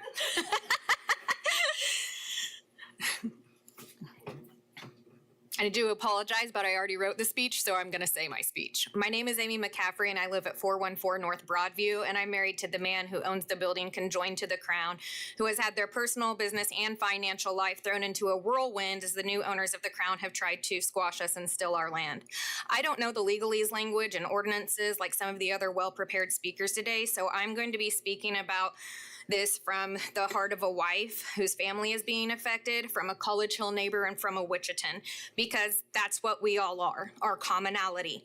We are Wichitans. It's a term I've always held sacred. Wichita is kind. It's a collection of people who value kindness, community, and collaboration. We truly value one another and we protect one another.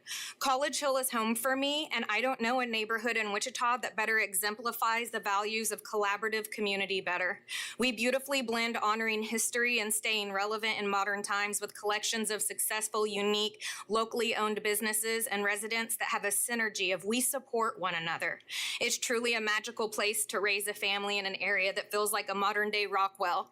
Our kids ride their bikes to school and then down to Frost or Ziggy's, and we as parents know they're safe, and if they're not, we might get a call by Ollie from College Hill Deli. There's an unspoken golden rule in College Hill. We help our neighbors. We support our neighbors, and we add value to the area where we can. And when we see something, we say something, because you fight for tiny bits of the earth that don't really seem to exist in places anymore. Residents of College Hill rally for their gem of a neighborhood, because if we don't protect this synergy, greed and profit margins from out-of-state investors will destroy it. We have curated a dream neighborhood, and investors know this too. It is magical, but one slip, one precedent, one greedy out-of-state business owner can crumble it. The crumbling starts with one land dispute, one neighbor stealing land from another, one increased occupancy that puts the whole community at risk. Maybe it's dramatic, but what if it isn't? What if you allow this occupancy increase from 850 to 2,066? What if you allow 2,066 concert goers to wander our residential streets every Friday and Saturday night? I will tell you what will happen, because we have a statistic. One, we have it every year. a beautiful event when people in a celebratory mood, engaging in drinking and festivities, enter College Hill, wandering the residential streets. Halloween. The beloved tradition where people enter our neighborhood and we invite them to celebrate with us. Every year, crime rates increase in the area. Cars are broken into, yards are trampled, assaults, DUIs. All crime rates rise during this time of year, and this year 18 was shot and killed in our neighborhood.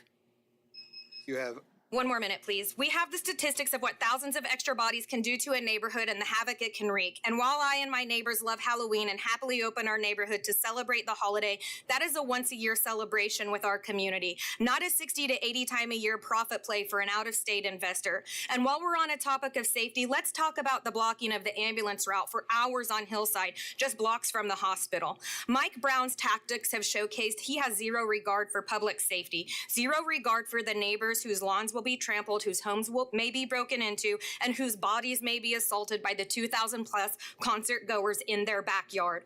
Mike Brown has so little regard for his fellow Wichitans that he could actually threaten to tear down the iconic theater if he doesn't get his way. Destroy a piece of Wichita history. Ask Monica how she felt when the Wichita Children's Theater was kicked out of the Crown, no longer able to bring performance arts to the youth of Wichita. Smoking zones on our parking lot block his fire exits. 50-foot semis illegally blocking ambulance routes, suing neighbors, burying local families who support the local economy. Mike Brown has a zero care or concern for his neighbors, for College Hill, or for Wichita and its legacy as a whole. Thank you. Your time is expired. I will end with this. We should make exceptions for exceptional business people who care about their community, not solely for profit of one out-of-state investor. Please don't make the exception to destroy such a wonderful Speaker, neighborhood. please. Thank you. Next speaker. Last call. We'll return it to the applicant for rebuttal. You have up to 2 minutes.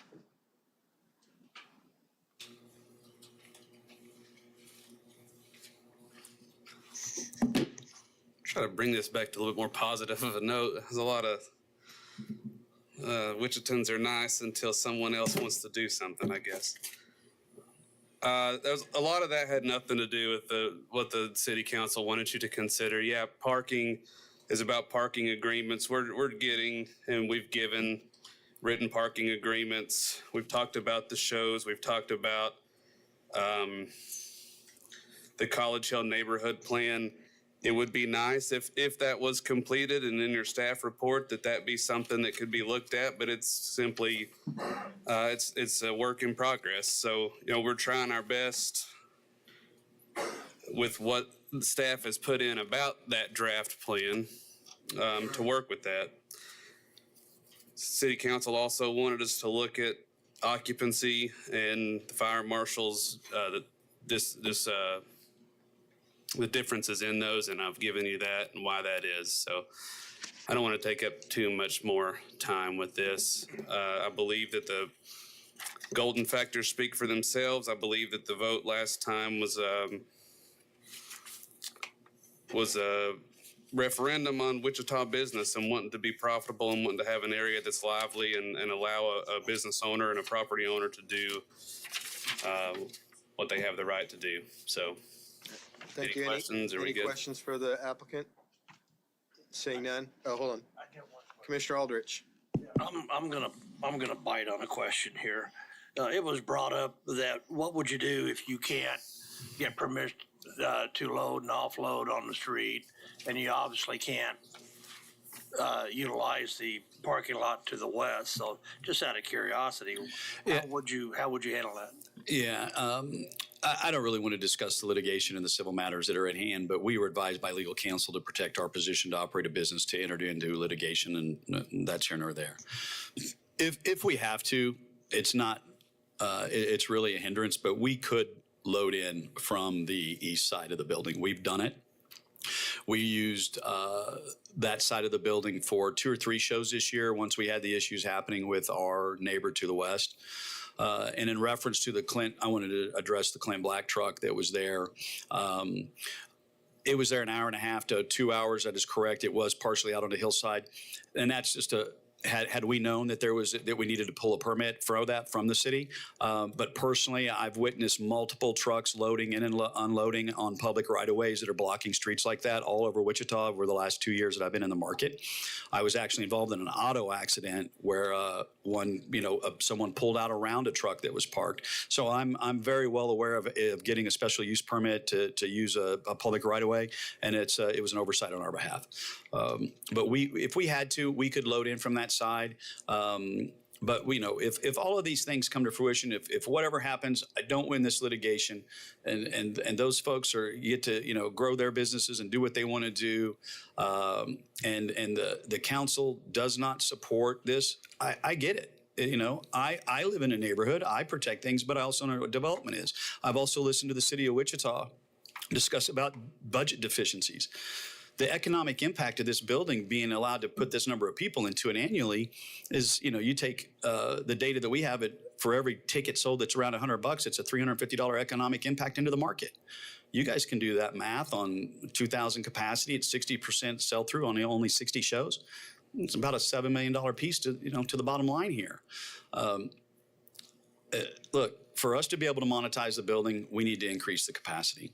And it's not rock concerts and all these things. I don't think that crime I know crime hasn't increased since I've been there for the last year.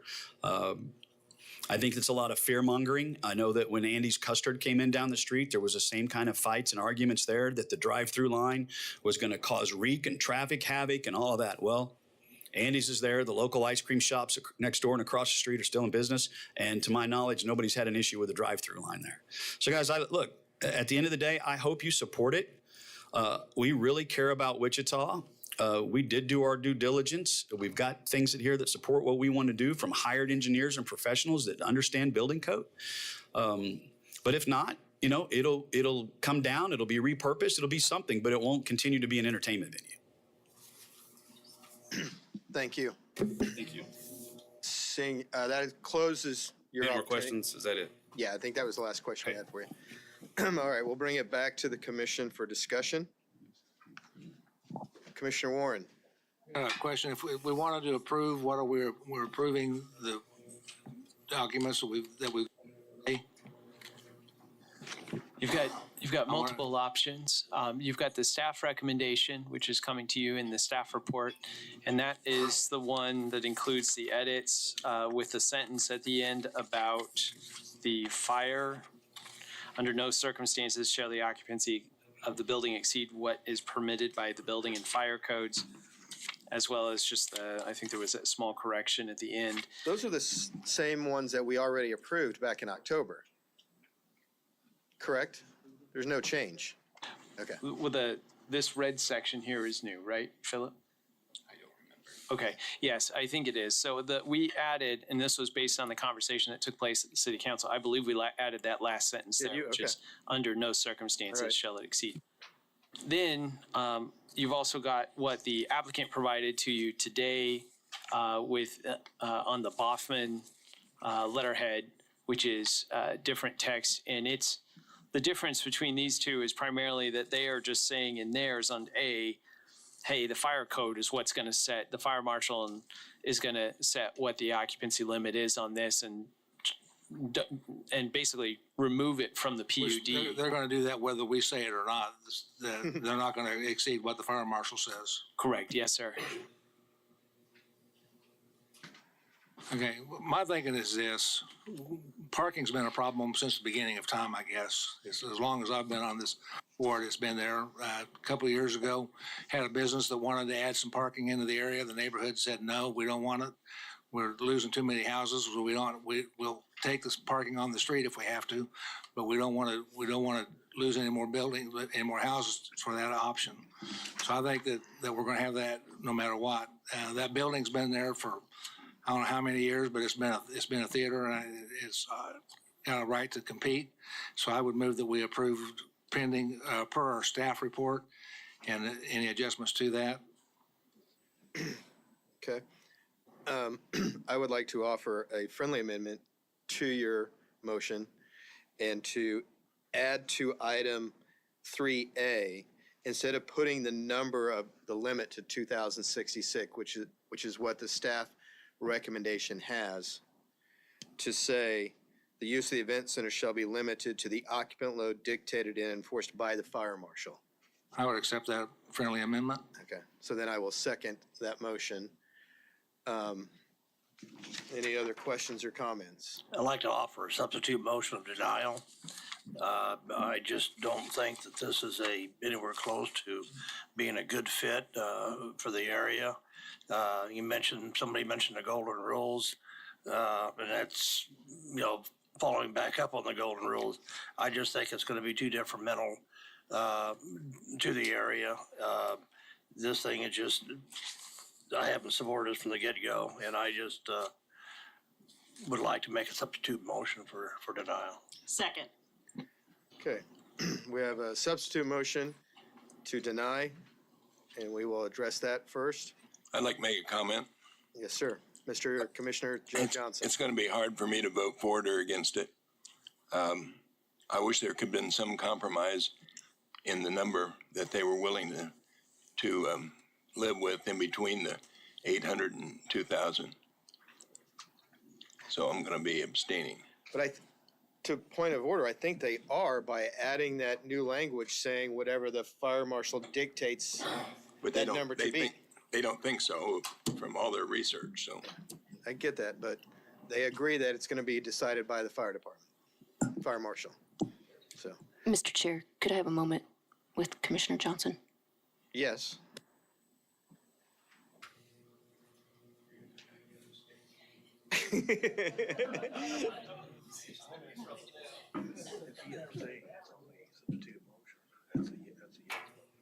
I don't know. I don't know. It's a good question. He might not be able to. You have to address why you're abstaining, what the reason is. And there has to be a valid reason.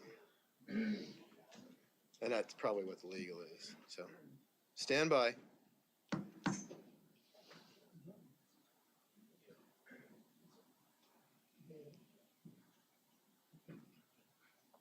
So are we good to continue? So I have a question for legal. On a vote to deny, if there's an abstain, does that count as a approved to deny, or is it just based on the yays and nays? I'm not abstaining. Okay. Thank you. All right, so any other discussion on the substitute motion to deny? Seeing none, I'll call for a vote. All in favor of the motion to deny, please say aye. Aye. Aye. All right, I'm going to ask for a hand raise. All in favor of denying, please raise your hand. So we see 1, 2, 3, 4, 5. Correct? Is that right? And all in favor of not denying, please say aye. Aye. Raise your hands. Mr. Chair, could we call that first one? We had 5. We had 5, so was it failed? No. So there was not a majority. Right, Out the of denial, 13, denial. It was denied. Did not pass. I just want to make sure that was I clear for just the wanted record. to make sure we had everybody voting If we could, sir, can we get the people who voted to deny. affirmative for denial to raise their hands again so that we can record your names? So it was So we have Zimmerman, Aldrich, Williams Bay, Williams Zimbelman, Bay. Miles, Mater. And all against the denial, raise your hand. Did you get that? So the motion to deny fails. We go back to the original motion to approve with the amended language. All in favor, please raise your hand, say aye. Aye. For the record. Mr. Williams Bay, is your hand raised, or, thank you. Well, it's right there by your face. I was just being cautious. All right, did we get it?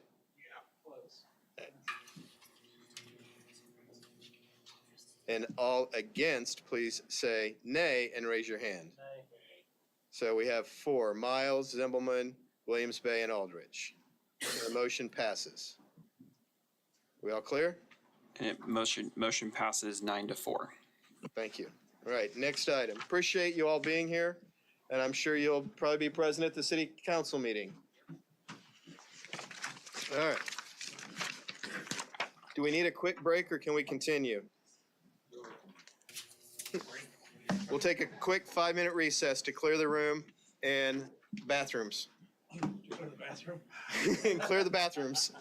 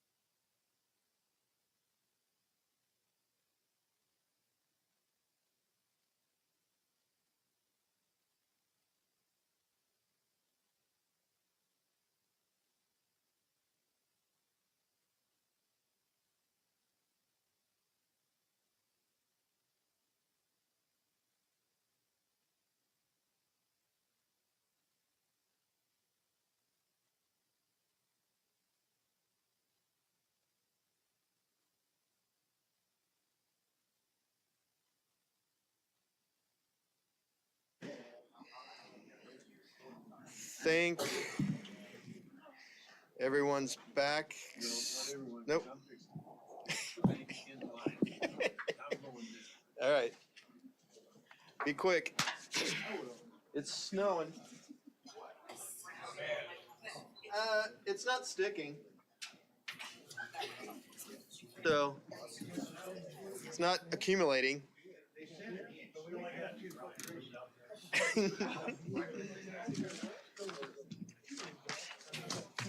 That was a tough one. I have the gap pound, right? Okay.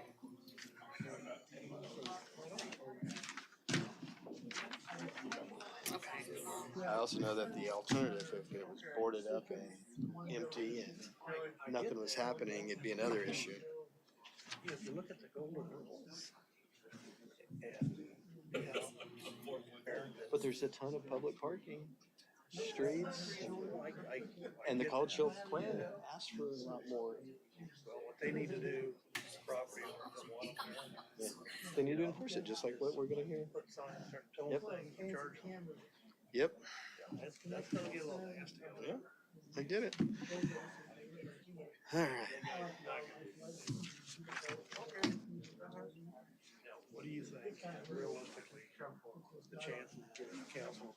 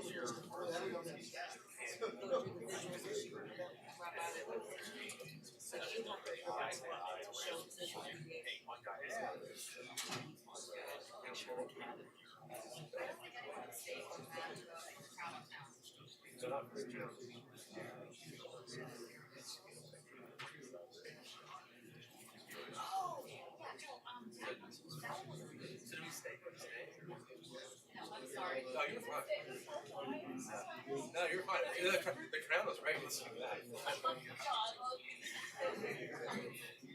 And then,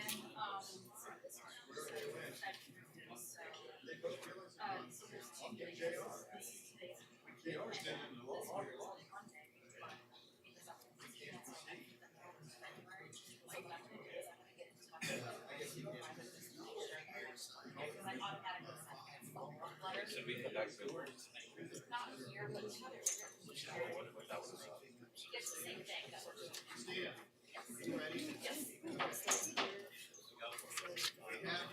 All commissioners are present. So next item is 4.2, CUP 2024-30. And Christina, is the presentation ready? All right, yes, Great. it is. Thank you. Thank you. I will keep this short because it is snowing as we speak. This is, again, the request to allow for an entertainment establishment on parcel 3B between Central and Woodlawn. So just as a refresh, on December 12th of last year, it was heard by MAPC, and the action of the MAPC was to defer to this hearing to have the applicant resolve the overflow of parking with the adjacent tenant. And so I don't have any other information to provide other than I did, planning staff did receive an email from one of the owners of the neighboring property, and he has some visuals that he would that are going to be included in this slideshow. So do you want me to provide any more This is information? from the applicant or from? This is from a neighboring property owner. That will be during public comment? Yes, and that will be during public comment. Okay. So did you want me to provide any more information on this report? Does staff have any questions, or does commission have any questions for staff? Commissioner Aldrich. One of the reasons why this thing was deferred, I guess, is because to allow the agent or the applicant and one of the neighbors to work things out. Has that been done? Not to my knowledge, no. Okay, thank you. Yep. All right, no more questions for staff. We'll bring the applicant and/or agent forward to give us an update. Since maybe you can answer that question, you have 10 minutes, and give us your name and address, please. Good morning, Greg Collier, 6100 East Central, Suite 3, Wichita, Kansas, 67208. We are here on behalf of getting a CUP amendment, which would allow us to have an entertainment venue in our building. We were here last month and we presented it.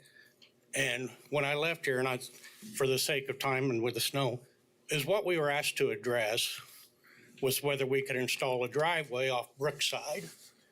And if you can see here off. Sorry, was that from this body to ask? Yes. That came from us? Yes. Okay. I don't remember that. And they had asked me to do that, and I just accidentally moved it. No, you didn't change anything. Oh, okay. So if we look over here, this is the property line. When I went back and to address that, we don't own any of this. This all belongs to whoever owns the building that has Kansas lighting. So there's no feasible way for us to build an entrance to the south. That's been a desire for a long time, but the property just isn't available for purchase. And that's what we were asked to consider. Was there any communication with that property owner as it pertains to purchasing it or entering into an agreement? I do not believe there was any discussion with that since this last zoning. It's been an ongoing issue, an ongoing request, because that's been the desire all along, is to have that additional entrance from Brookside. Any other things you want to share, or are you open for questions? I am open for questions. Commissioners, any questions? Mr. Aldrich. Sir, it seemed like there's been, an issue over a fence and parking and stuff. I get that. Have you or your client ever entertained about putting a fence up between the two properties and solving that problem? My understanding is, if you go back to the recommendation from the District Advisory Board, it's that we had indicated that we would build a fence as allowed. Okay, thank you.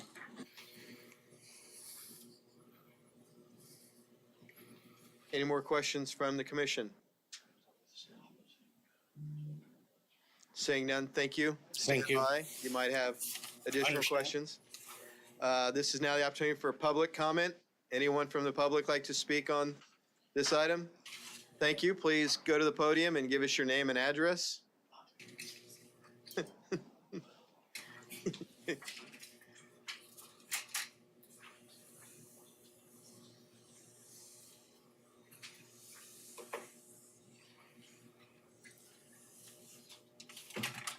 Welcome back, sir. Bob Kaplan, 6130 Central, Suite 117. Would you put up my visual, please?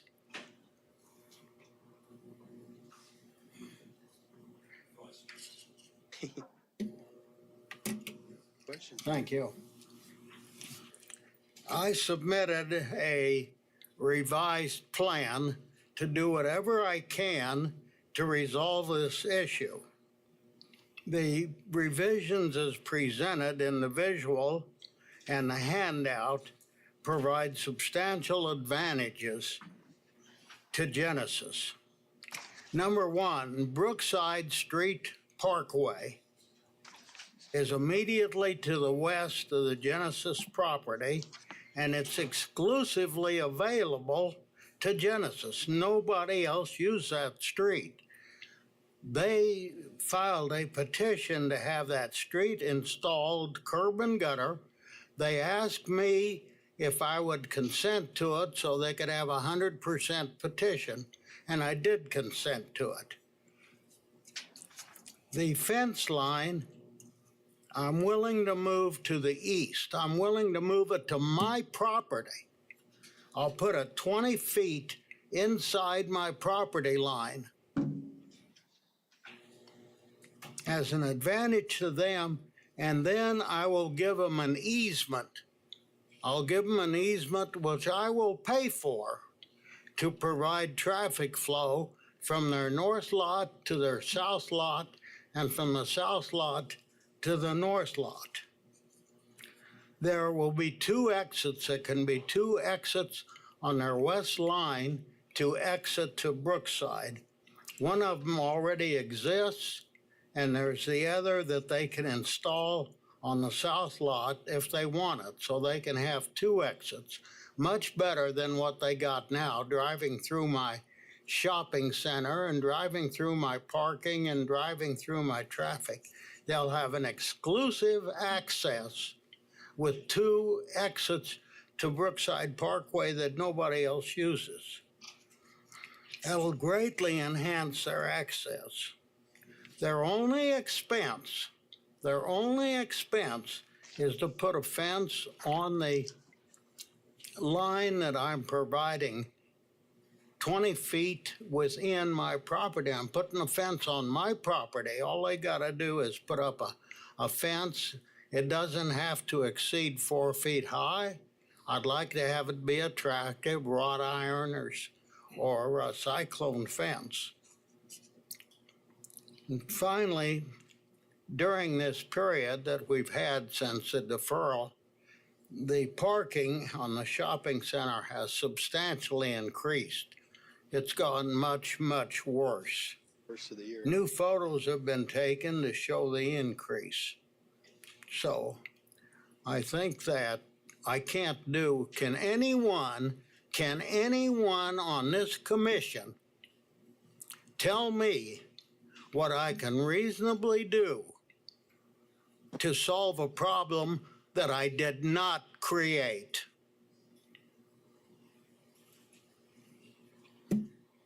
I can take questions.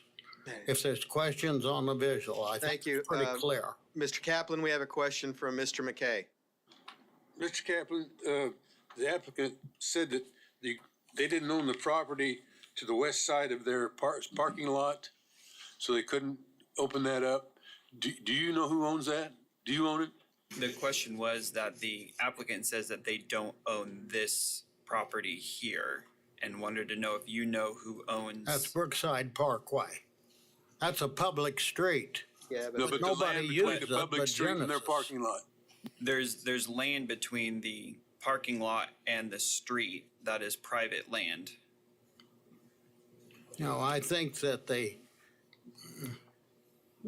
I have no knowledge of anyone owning that. I think it assesses their west property line. There's nothing in there. There can't be. It's way, way too narrow.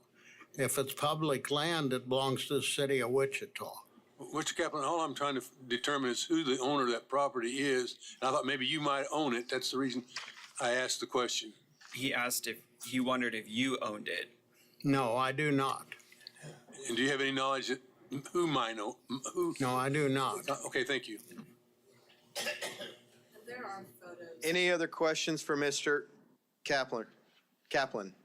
Sorry. Mr. Williams Bay.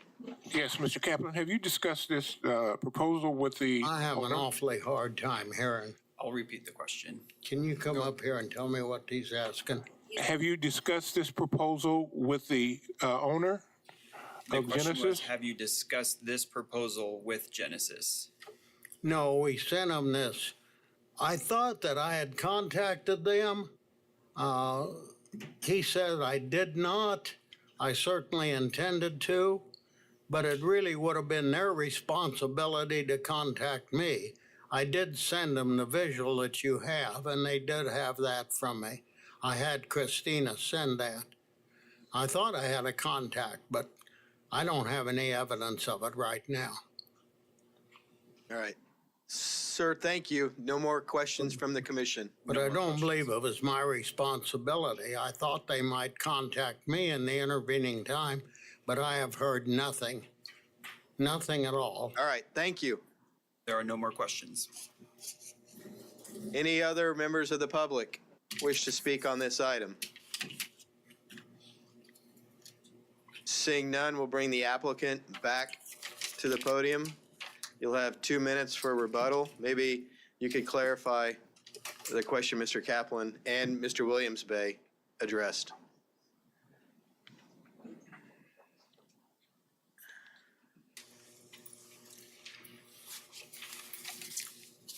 I will say at one point, I went through the entire CUP and went to the Sedgwick County GIS and got all the property owners. I don't have that with me today to know who it is.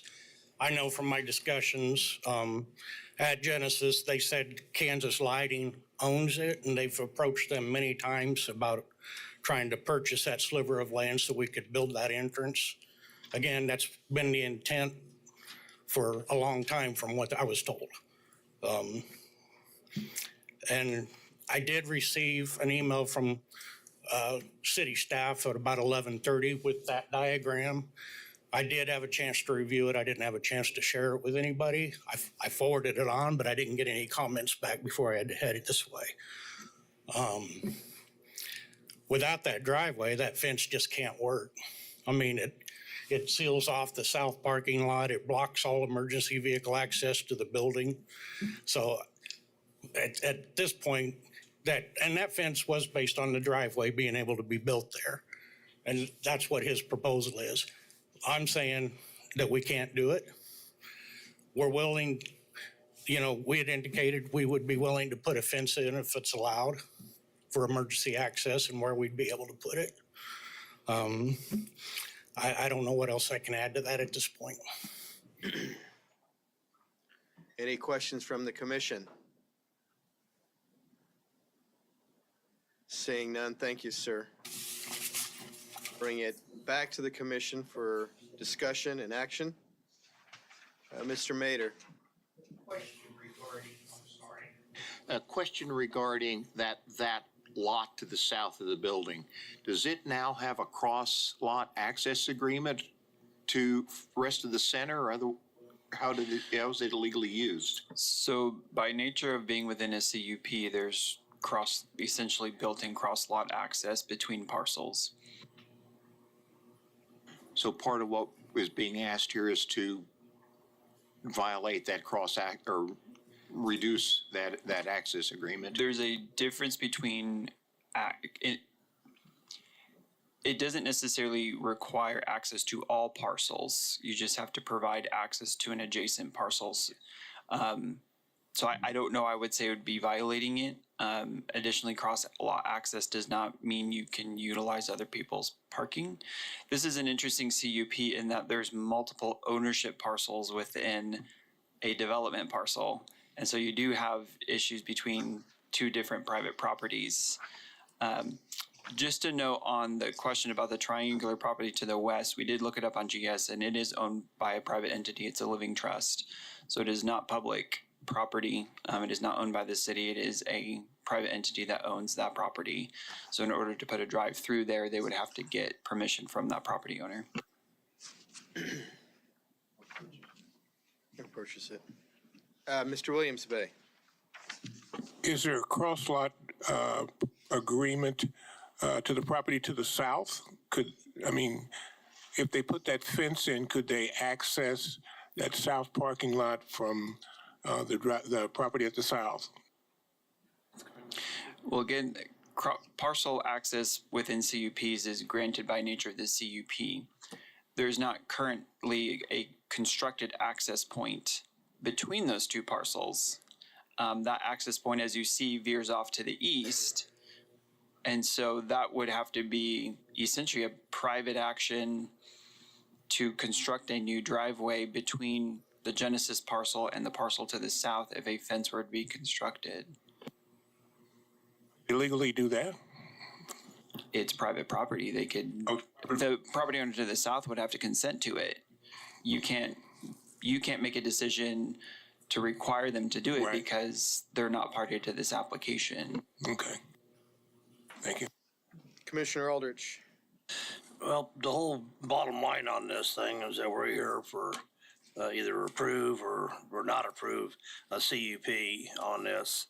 And we got sort of roped in, I guess, a little bit, boundaries on the fence and parking. That's really has absolutely nothing to do with what the CUP is. And I think that's, like Philip said, that's a private matter between the two property owners.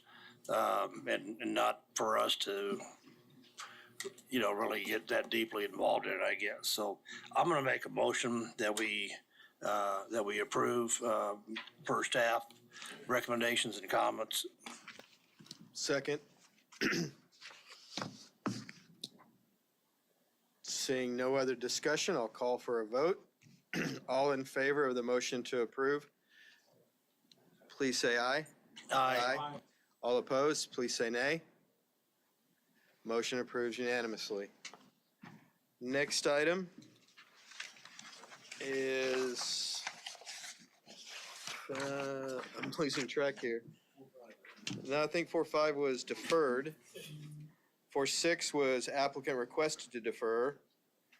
But 4.6 is the oil and gas case where you asked if there's Oh, that's public right. comment here. Are any of those folks that wanted to hear? You are. Okay, good. So thank you for that reminder. I appreciate that. So item 4.6, the conditional use to permit an oil and gas drilling site. And it's Brad. Thank you. Yes, thank you, Chairman and Commissioners. Once again, my name is Brad Etherly, Senior Planner for MAPD. We're here to discuss Con 2024-00271. For this case, the applicant is requesting, or the applicants are requesting a conditional use to permit oil and gas drilling on a portion of their property. The applicant owns a roughly 75-acre parcel on the southwest corner of West 59th Street South and South Broadway Avenue, and then another parcel west of that is roughly 60 acres in size. The total coming to 100 acres, and they are currently in use for oil and gas exploration purposes.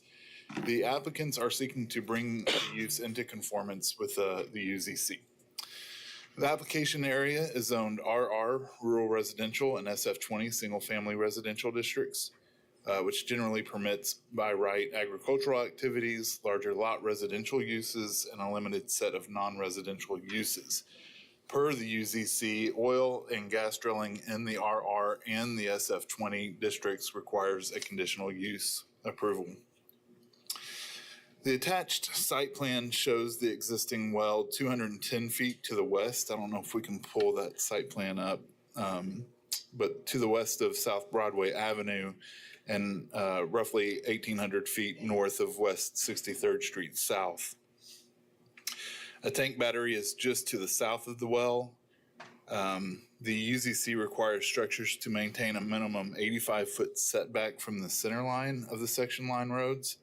Any placement of storage tanks must adhere to this setback, and this site plan does not show any proposed location of storage tanks. The applicant would be required to screen the proposed use on all sides with a minimum of 6 to 8 foot screening fence because they are abutting single family or duplexes or residential zoning districts, I'm sorry. If we can go to the zoning map.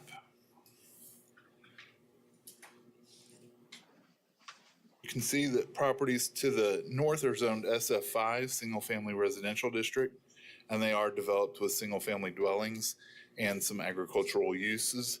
Properties to the east across South Broadway Avenue are zoned SF20 and RR and are developed with an electrical substation and agricultural uses. Properties to the south are zoned RR and GC, General Commercial District, and are developed with single family dwellings, agricultural uses, and an auto repair service. And then property to the west is zoned SF5 and is part of the Union Pacific Railroad. The subject site is unplatted, and platting is not required for the intended use. No other cases are associated with this property. The site has access to South Broadway Avenue, which is a paved 4-lane county arterial street with open ditches. If needed or required, water services would be provided by the city of Wichita, and sewer services would be provided on site. If we can go to the future growth map.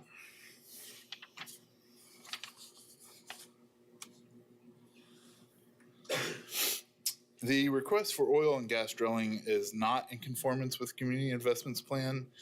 The 2035 Wichita Future Growth Concept Map identifies the area in which the site is located to be appropriate for small city urban growth area. This area is within the 2022 Hayesville urban area of influence, as noted by this map. Point of order, we are meeting at 6 o'clock in Hayesville to discuss this with their planning commission as well. So that will be happening later today. And then if we can go to the 2022 Hayesville Future Community Growth Map.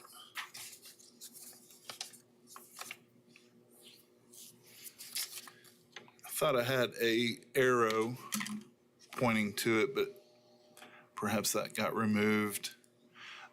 I think this is the location right here. And you can see that this map does indicate that this would be appropriate for residential. That's the South Wichita Hayesville area plan. Do we have the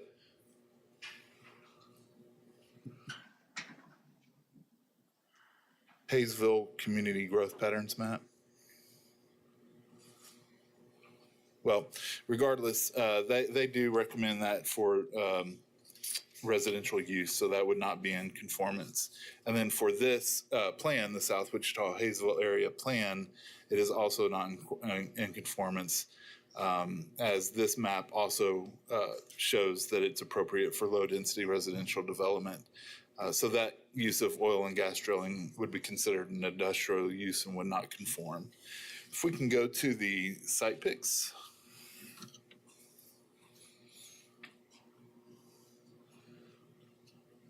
This is looking east away from the site across Broadway. Next picture.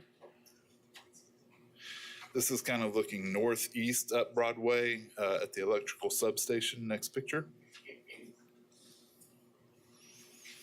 This is looking north within the site at the operation that is ongoing. Next picture. This is looking north from the north part of the property into the single-family residential areas. Next picture. This is looking north away from the site on Broadway. The little I is not in the correct space. That's okay. Next picture. This is looking northeast away from the property from the northern part of the property. Next picture.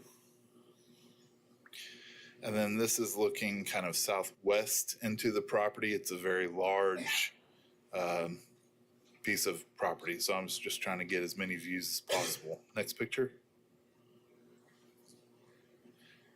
This is looking south down Broadway. Next picture.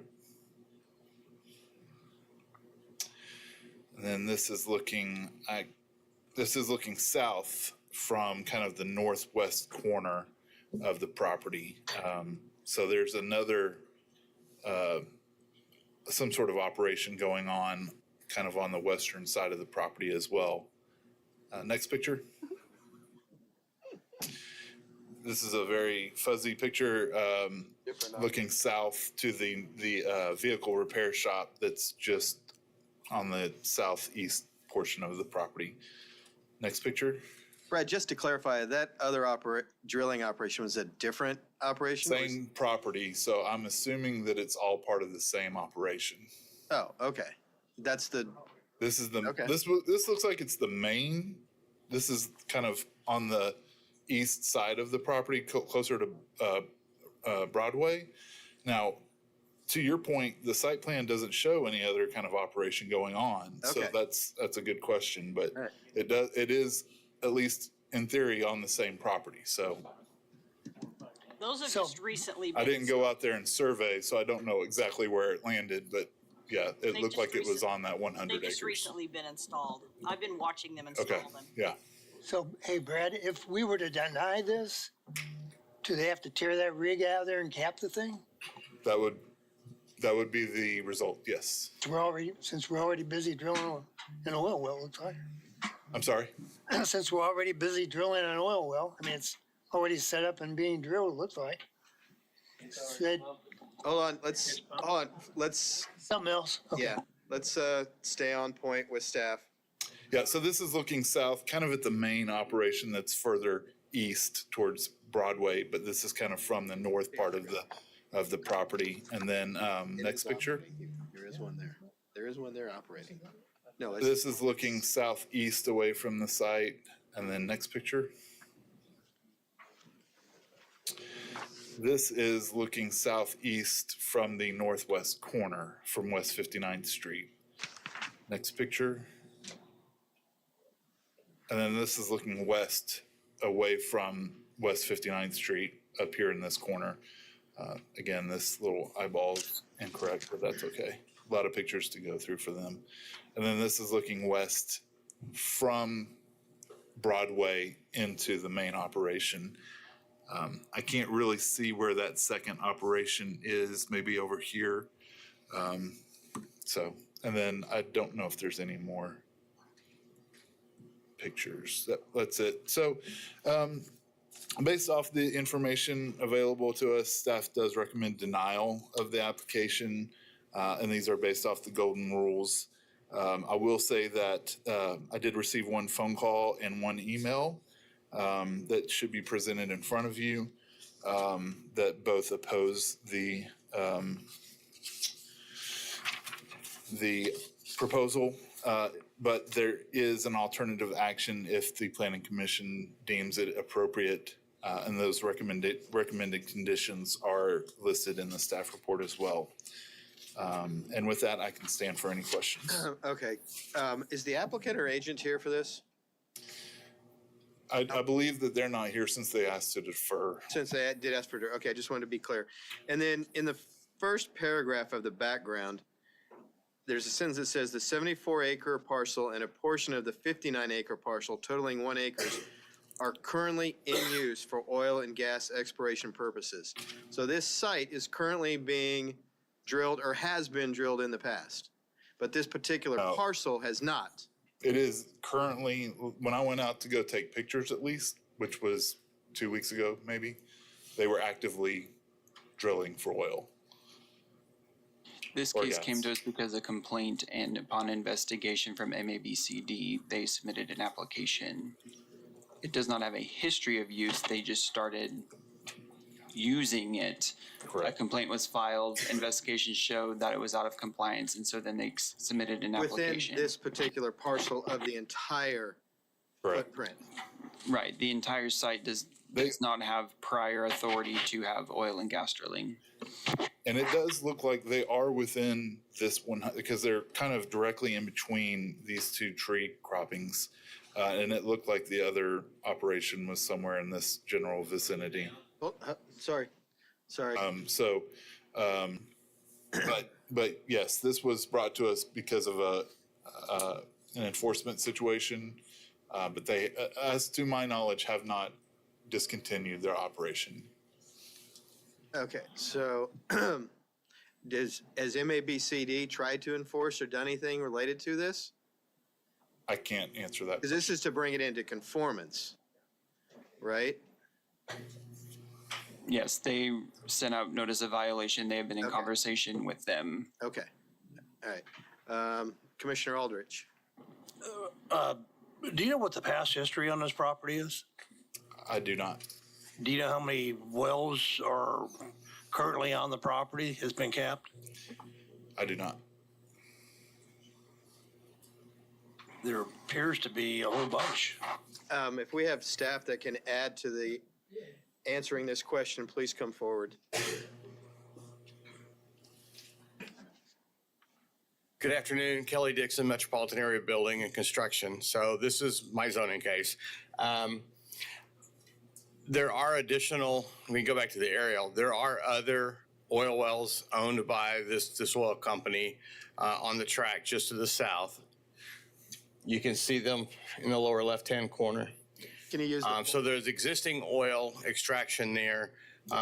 We did catch them by complaint drilling this new well and advised them at that time that they were going to have to get a conditional use to do that. It is also our standard method not to shut businesses down while they're going through the zoning process, which is why they continued. I drove by there last week. The drilling rigs are gone, the pump jack is in, and the tanks are set. So they evidently hit oil. Yes, sir. Kelly, looking at the map, there's probably at least 25 wells been drilled on the same piece of property in the past. That's what we were looking at a while ago on the computer here. And so that, it may have been there's existing 30 years ago, but this used to be an oil field. Yeah, this is existing pump jacks down here. And then the way he described it to me, and I'm not going to speak for the applicant, but this is the conversation we had, that they felt like that the pocket up here, they weren't reaching with these wells, so they decided to add the additional well. This is the old peach orchard ground. But Kelly, if in the past, if it was allowed, and I'm assuming they had a conditional use or permits to drill, did those ever expire if they had those? Or in the past, when they have drilled out there, were they drilling legally or illegally? So I believe that these wells down here on the south end were built pre-zoning. So they were there long before we had zoning code in that area. So the parcel we're talking about right now, isn't there wells that are in there that's been capped right now? I don't know. I'm not aware of any. I'm only know about these pump jacks down here. Okay, and if there was wells in there before that was capped, would that be grandfathered? No, would not. We've had similar situations in the county up at 127th Street and 254 where we had an existing oil field out there, but they wanted to expand, and we made them go through the conditional use process at that time. Okay, thank you. Okay. Any other questions for staff? Seeing none, I'll allow public. If you would like to come and ask any questions, you'll have up to 3 minutes. Chair Fry, Yes. before we do that, could you The please make applicant's not here. Pardon? would you please make an offer to the members of the public to let them know that this matter will be deferred to another date? Right. And so that's when the applicant will be present to make their presentation. And so they have the opportunity to speak at this hearing or wait until the deferral hearing so that they have an opportunity to hear the applicant's presentation and then make comments relative to that. Otherwise, their comments today will be purely limited to whatever has been presented at this time. I think they understand that because we have already addressed that, correct? Okay, but just to be clear, the applicant is not here. It is coming back on They actually indicated February 13th. February 13th. Okay. And come back and speak at that time, right? And again, the public can come back and speak at that time as well, because the applicant may have new information that they may want to ask questions pertaining to new information or just their presentation. Hold on. Just for clarification, one, initially, this was deferred till January 23rd, but I have since received an email from council that he is not available on that date. And so the next available date would be February 13th. Okay. So just so the members of the public understand that. And I have not received confirmation from council whether he is available on the 13th, but we need to set a definitive date. And so he may or may not come back and say, that date doesn't work for me. But you guys would receive notice, won't we? There would be new notification, so. So with that said, in terms of the second question, which is will they have an opportunity to be heard a second time if they were to speak today? Generally, the process has been that we do not allow them to do so, but that is also within your discretion as chair to make that determination. If we have a long agenda, we generally don't allow it. If there's a short one, it's within your discretion to make, sir. Correct. Thank you. My name is Tammy Milner. We're at 437 West 57th Street South. This is our property boundary right here. It was previously a peach orchard, and we own the property 38.63 acres all the way up to 55th, which you can't see. This was a peach and cherry orchard, which we've only owned the property for 3 years. It is our understanding, any maps that I can look up online, I see approximately 15 wells that have previously been drilled on their property. There's a very large well that sits right on Broadway. I have lots of questions for the developer, so if I can't speak now, I will hold my questions until he can address these. I'd like to know if there's been some radar scans done of this property, because we also know that we have 4 wells that have been capped on our property, one that sits right on the boundary of our properties. The gate that you see in there, that is where our property, that's the back border of our property. So we have a very large shared border where we have previously had wells, or this property has, and they have also. So I'd like to see if there are radar scans and where they are drawing, where this vein of oil is being drawn from. I do own the property rights, or the mineral rights to my property. We also understand from neighbors around in the surrounding neighborhood, that's a residential neighborhood, this very large oil rig up front there on Broadway smells terrible. But the neighbors tell us that the reason the peach orchard and the cherry orchard, the 38.63 acres that we currently own, is no longer an orchard is because of this drilling. So we have plans of retiring here. We have a couple more years to go. We would like to restore the land. We would like to have some cattle. We have 4 freshwater wells on our land. We want to know if this is going to contaminate any of them. We plan on, like I said, having crops, cattle in our retirement years, and this could directly impede that. So I have questions for him. Understood. And questions perhaps that you guys could look into too. I don't know that a radar scan is required to show where they are drawing this oil from. Is it possible that these veins run underneath all of these neighborhoods? And if so, does that cause sinkage in our land? I don't know. So I have some questions for him. And perhaps, you know, that I don't know if radar is required, and I don't know if the city, you know, if the planning commission knows this, but, you know, is it required to see where they're drawing this oil from? Because I'm quite sure that all of ours, myself and all of our neighbors, have our mineral rights. Any questions for the speaker? Saying none, thank you. Thank you. Next speaker. I will defer mine to the next one. Thank you, sir. Sorry you had to wait it out. Next speaker.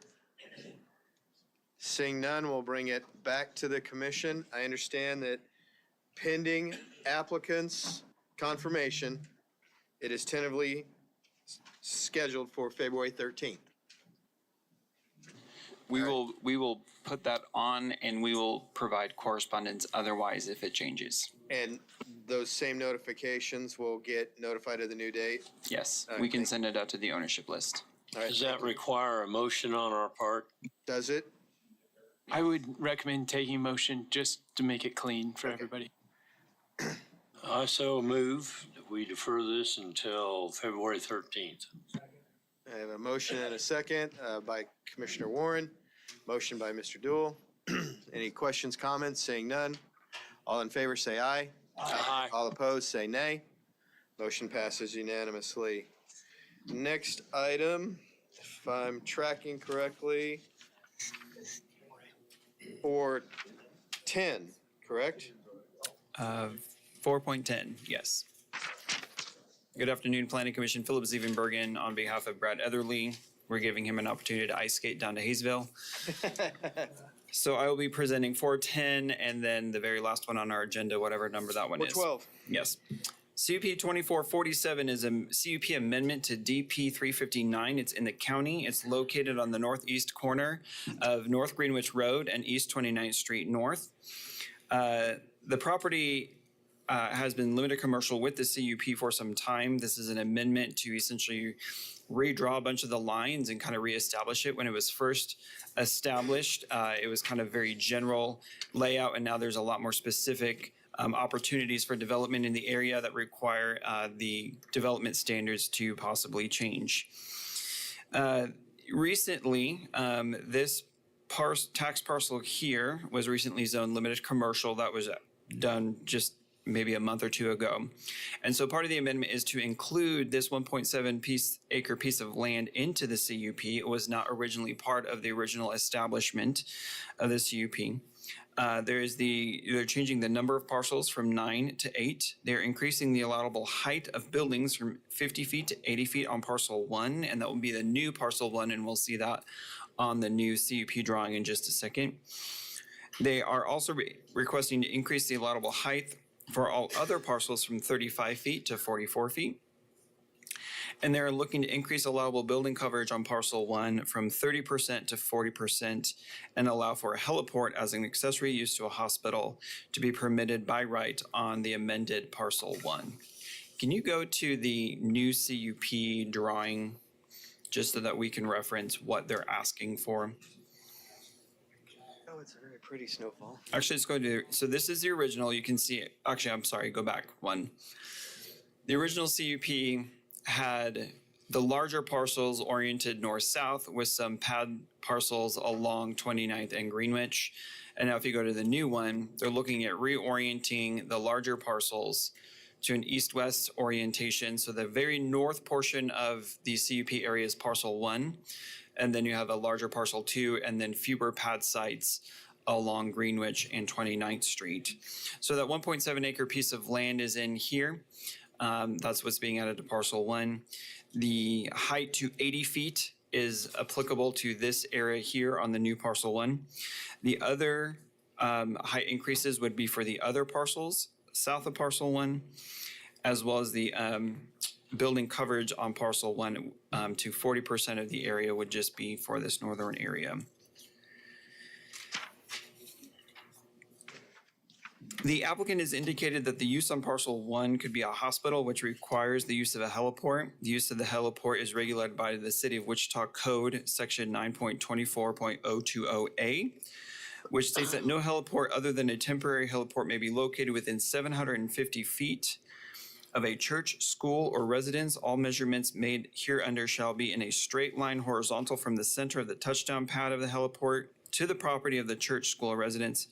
If the heliport is located on a building, the measurement shall be the sum of the following, and it's the number of feet located above the ground, so the vertical measurement in addition to the horizontal measurement.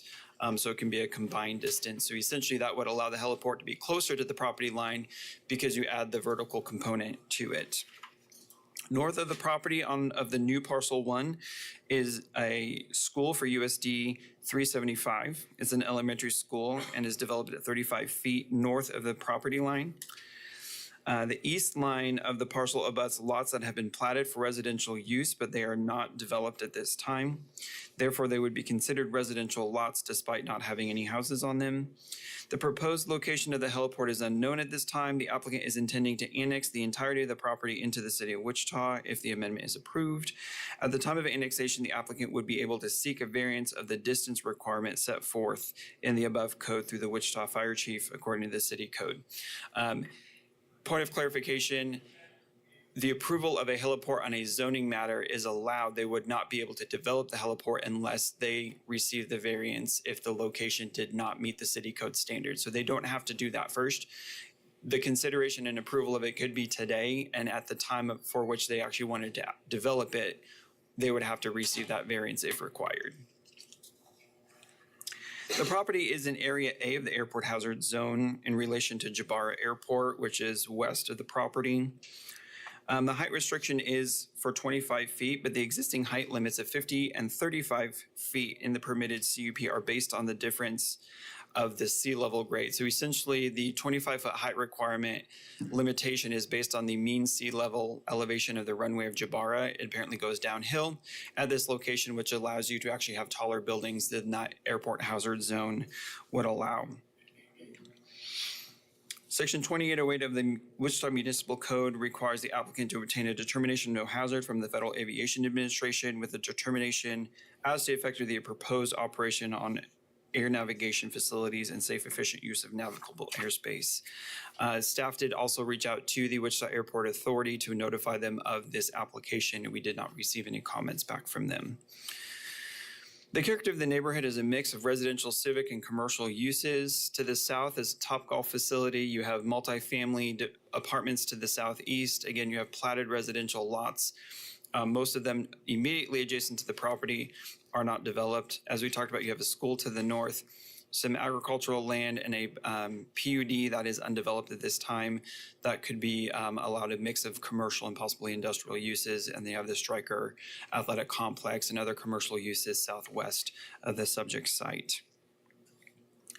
The comprehensive plan this amendment is in conformance with the comprehensive plan, which identifies the property appropriate for new residential and residential and employment mix.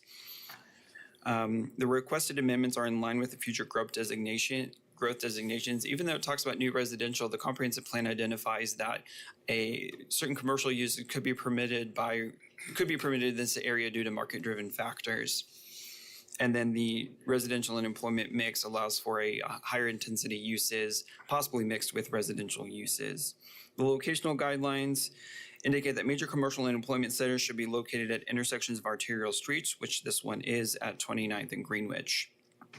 Based upon the information available at the time of the staff report, staff is recommending approval of the application subject to the conditions in the staff report, talking about FAA determinations and adhering to the revised amended language of the CUP. Staff has not heard any public comment regarding this application, and it will be going to actually, District 1 of the county has declined to hear this application out there as Citizens Advisory Board. And with that, I can stand for any questions. Thank you. Philip, could you quickly go back to the original CUP drawing? I will wave my magic wand. Original CUP drawing. Yep, there you go. Yeah, that one. What is the parcel number on the far right? This one, parcel 7. Parcel 7. And what is the building height and setback on the east side on that Of the parcel? current one? That's a good question. I shouldn't have let him go.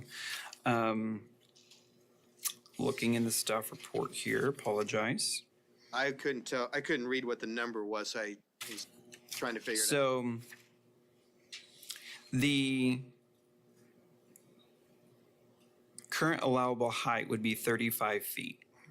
And the setback on the east side? The setback on the east side, I apologize here. I might defer to the agent on this one, but I don't, there may not be a CUP setback, but because it is limited commercial, it would follow the zoning district. So then when we have the proposed CUP drawing, now if you go to the next slide.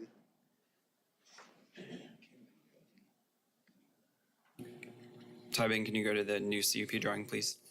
Thank you. So now those two, that parcel 7 is no longer, and those two parcels now, what are those building heights? So parcel 1, they're requesting to go to 80 feet. Okay, Parcel 2, they are requesting to go to 44 feet for building height. so what had been 35 feet on that east side is now a combination of 80 and 44. Correct. Okay, thank you. I just want to make sure I had all my parcel numbers correct, because they were too small. Yep. Old eyes. Sorry. And it does get tricky when the orientation of them switch. Exactly. So Commissioner Yep. Aldridge. Phil, following up on that a little bit, is this property that they're requesting the height increase on a building, does that fall within the hazardous zone currently now? It is all within the airport hazard zone, and go ahead. Okay, so if there's restrictions of 25 foot, how can we override that?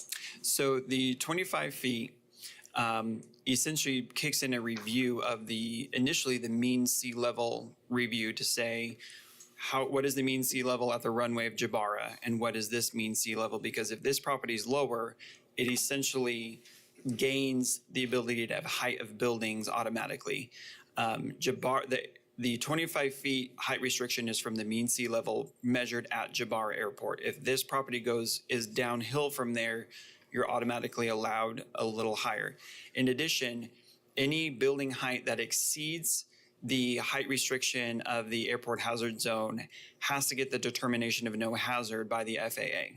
So the bottom line is no matter what we do here, if we approve this, they still got a lot of hoops they got to jump through. Yes, they have to have an FAA review, and the city code also has situations regarding glide slope interceptions and things like that related to aircraft approaches and things like that. So there's other things into play that, again, you could approve a height increase, but unless other things down the line get approved, they're not going to get a building that tall. Okay, thank you. All right, any other questions for staff? Seeing none, we'll ask the applicant agent to come forward. Name and address, and you have up to 10 minutes. Can we skip on to a motion? Kim Edgington, PSC Consulting, 2532 North Cardinal Drive, Wichita, Kansas. Just kind of as a quick overview about these height issues.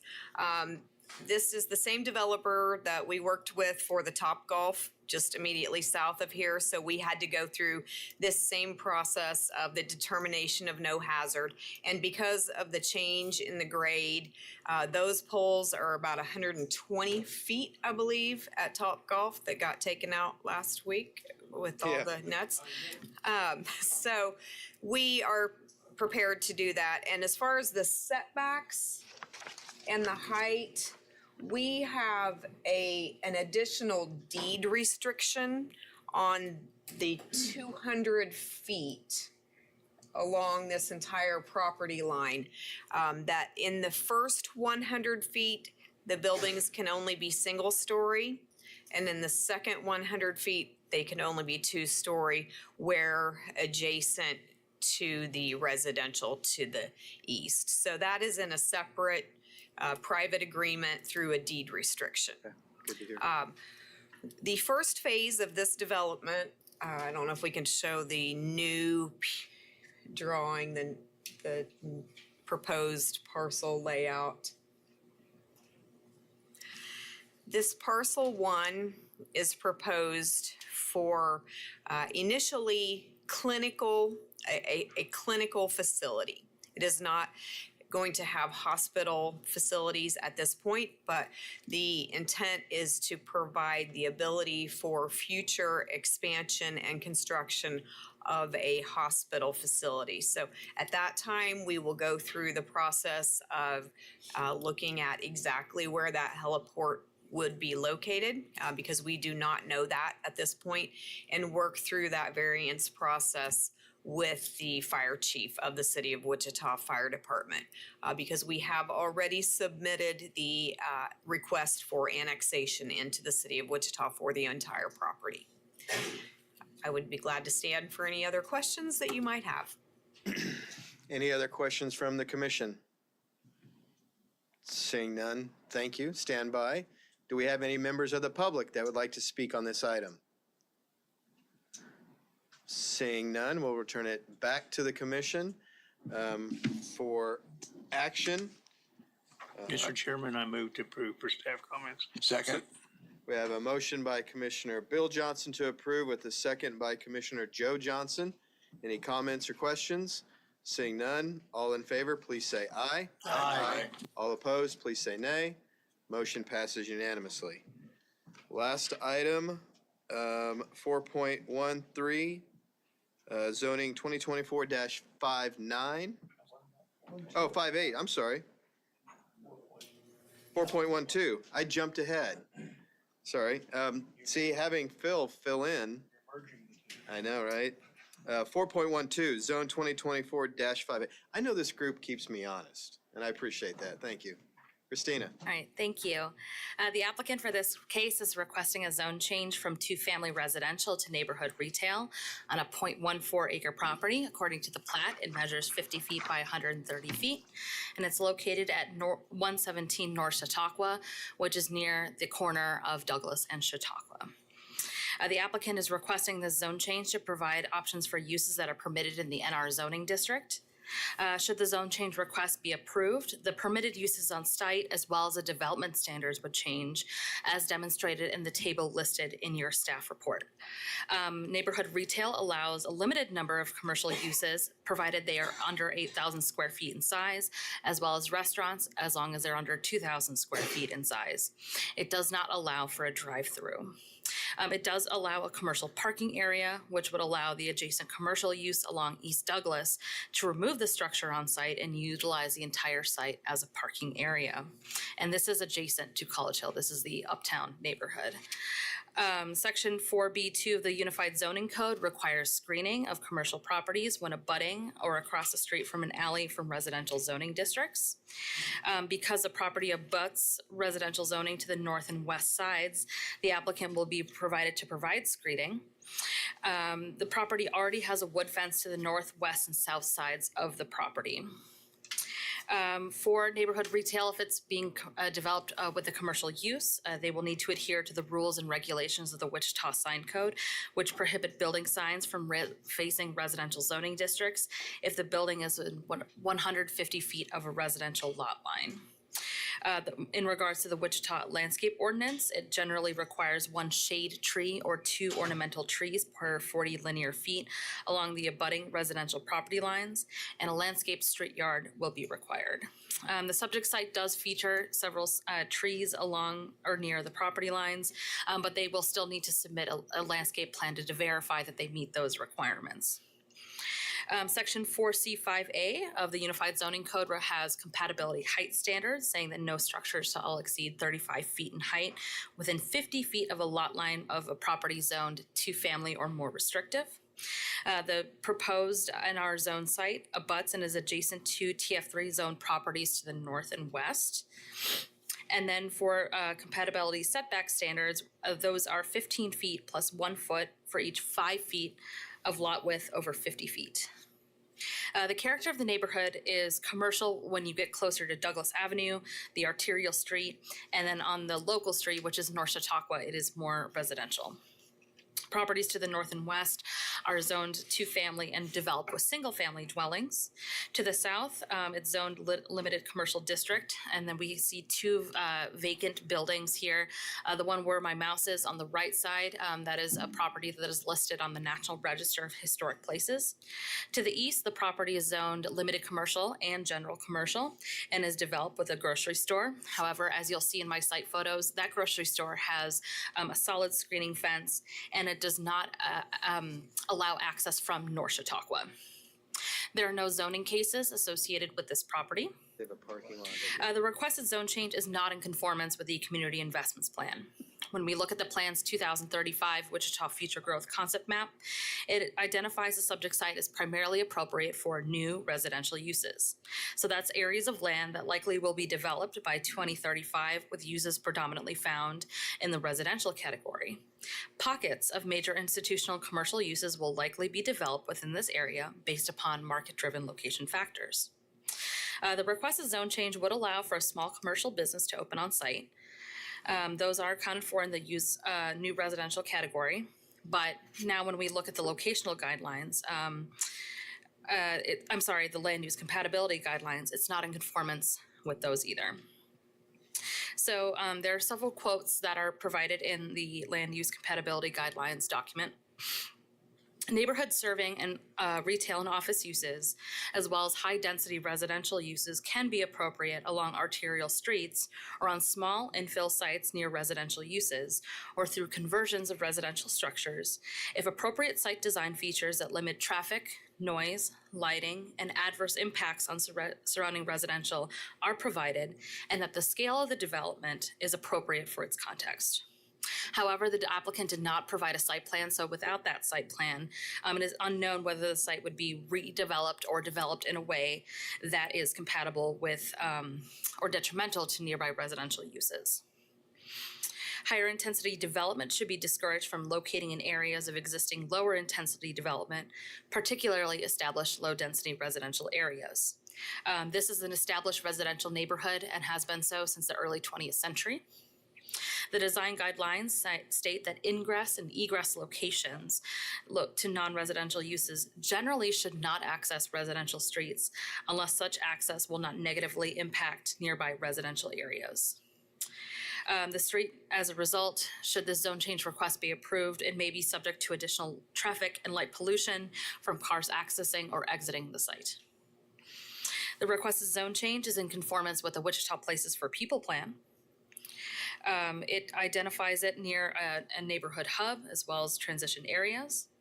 There are 6 strategies within the Places for People plan to help guide the community in their actions and create walkable places within Wichita.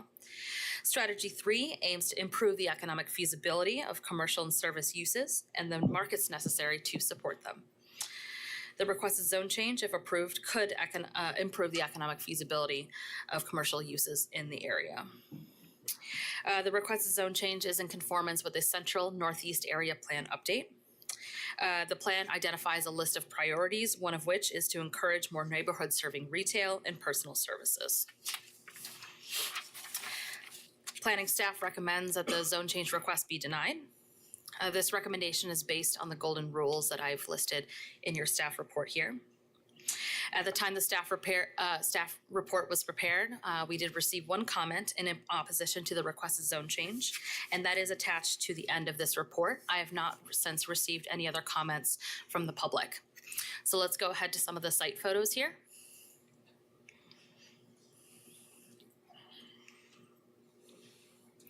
This is looking east towards the site. This is looking towards the back of the house. Next slide, please.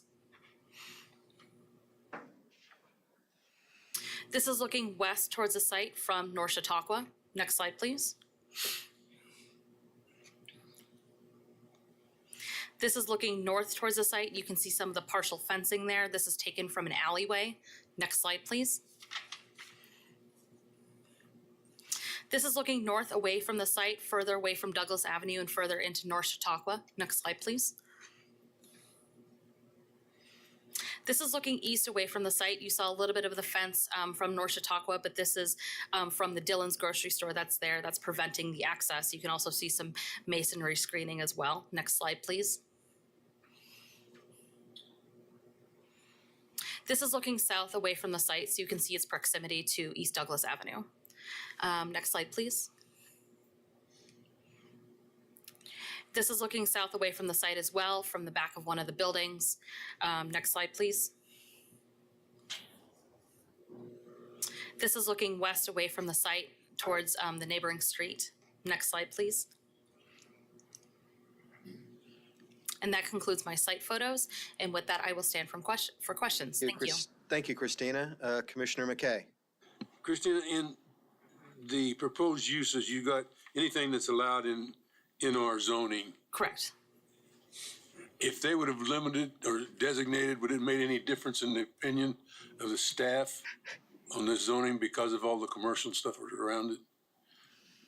I'm sorry, could you clarify that a bit for me, please? Well, it says right here that it says proposed use, anything that goes on in our allowed. Correct. And I say, if we would have limited that to certain things within, would that have made any difference in the record, the denial or not denial? Oh, like a protective overlay? Yeah, something like that, yes. Okay, Scott, did you want to answer? Yeah, I wanted to share that it's a great question. And when staff were looking at this, we have a staff committee that reviews all the staff reports and the recommendations in them. And we deliberated on this one a lot. We went back and forth. And so what you'll see is our recommendation is for denial, and it's based on the factors that Christina has cited. And I think she's done a good job presenting that. I would also point out that we have an alternative that if you all choose to recommend approval, that actually would, we would recommend in that case, a protective overlay with conditions, and that's found on page 4 of the staff report at the bottom. So to get to your question, Mr. McKay, even though we brought that up and we put that in the staff report, we're still recommending denial, but should you all choose to approve, we do think that adding some conditions and a protective overlay would be beneficial. That's why I asked the question. Commissioner Aldrich. Would they be allowed to do a daycare center right now, or a barber shop, or hairdresser, or a salon right now? I would have to look through the zoning code for the specific uses. So Currently with home occupations, some of those could be allowed, but somebody would have to live there.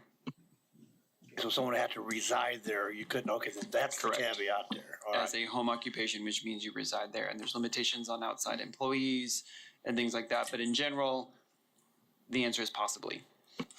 And I'll add a little bit to that. A daycare, a general daycare would have the opportunity to be there if they obtained a conditional use for that particular use. Barbershop, no, Philip's absolutely right. Home occupation only, or a zone change to a district allowing a barbershop. Yeah, I'm just trying to figure out what the push is now to allow some of these things in neighborhoods. What's the difference? Home occupation. Any Home other occupation, yeah. Any other questions from the commission? Seeing none, thank you, Christina. We'll invite the applicant and or agent present forward. If you have documents, give it to staff. And then identify yourself, name, address, and you'll have up to 10 minutes. Okay. Kirk Miller, K.E. Miller Engineering. Brady, grab the mic a little bit closer, Kirk. Kirk Miller, K.E. Miller Engineering, 117 East Louis. I'm the agent, and the owner is right here. You wanna- Tara Castillo, 2939 North Tea Time Court, Wichita. Thank you.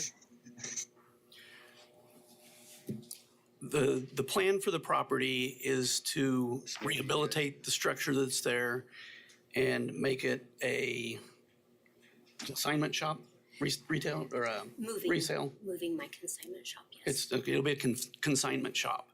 You can see from the pictures that it is a vacant building right now. It's been boarded up, Clothing. but it'll be clothing consignment.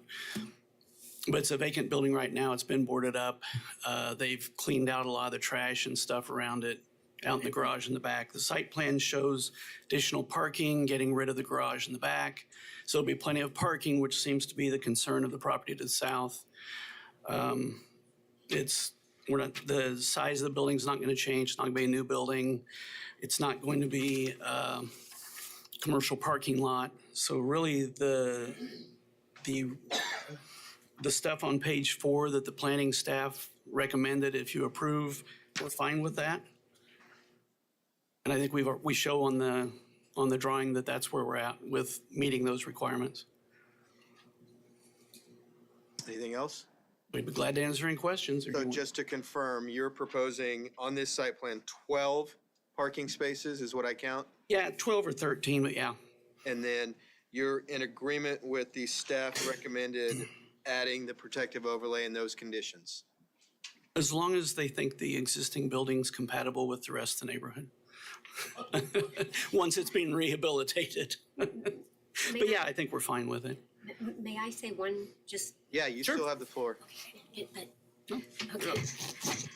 Hi, I have an existing shop now that I've had for 10 years. I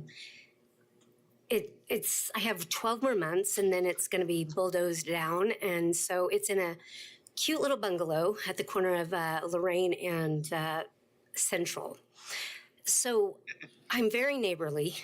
My shop is very cute. I have neighbors that walk to my shop. And this is just kind of a godsend that this place came on our radar when it did, at the exact time that we found out mine was going to be knocked down.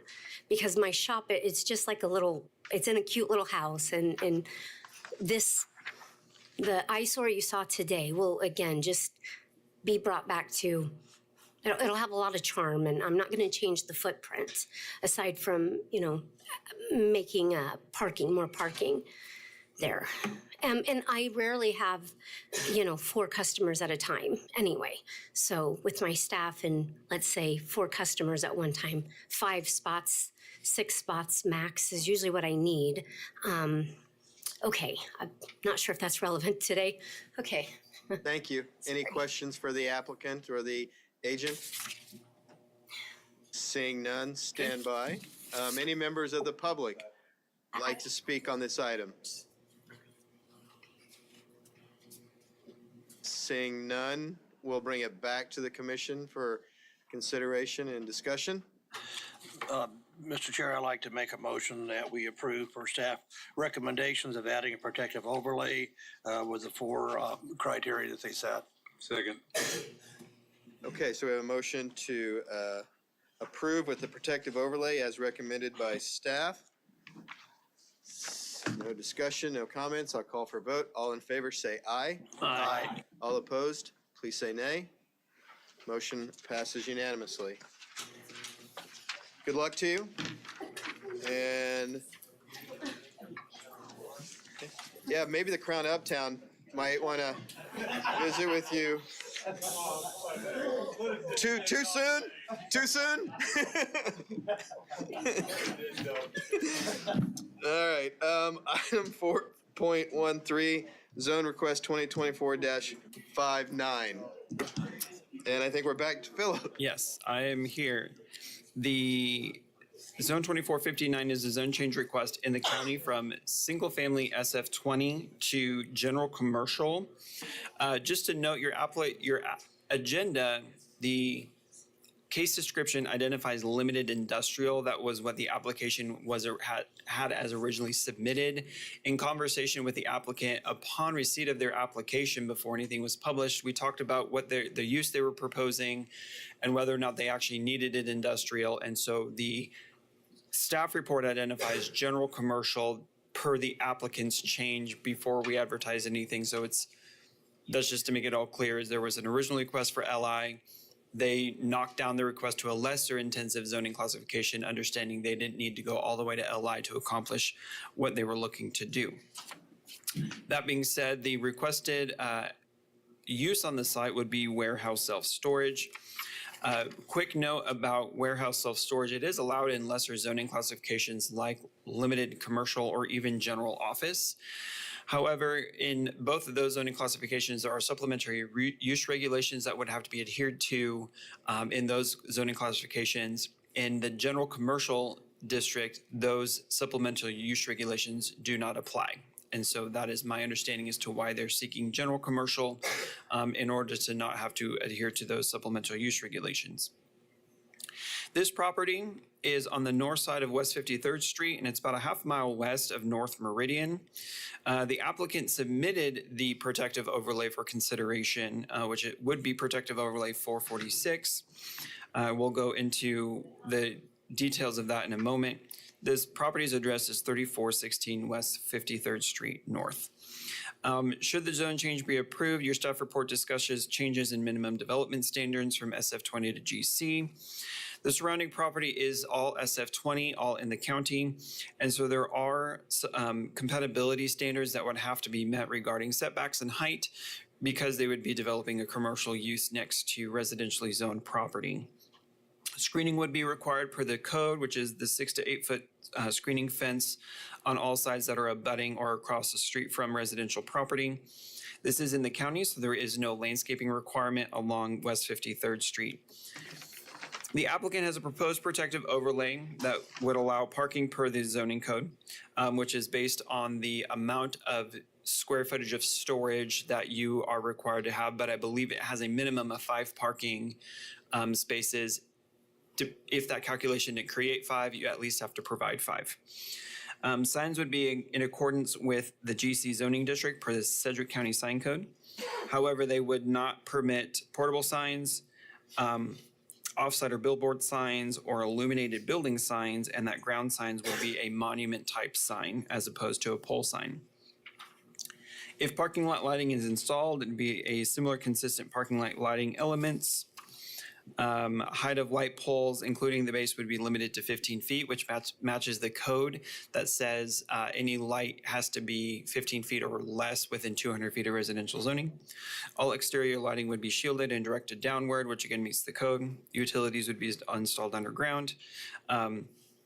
They are opting in their protective overlay, though there's no requirement for landscaping. Their protective overlay would actually require them to provide landscaping per the city of Wichita's landscape code. So they're actually looking to go above and beyond their requirements. Trash receptacles would have to be screened from ground level view. Uses limited to warehouse self-storage, as well as all uses allowed in SF20. So essentially restricting it back to its existing zoning and allowing the one use.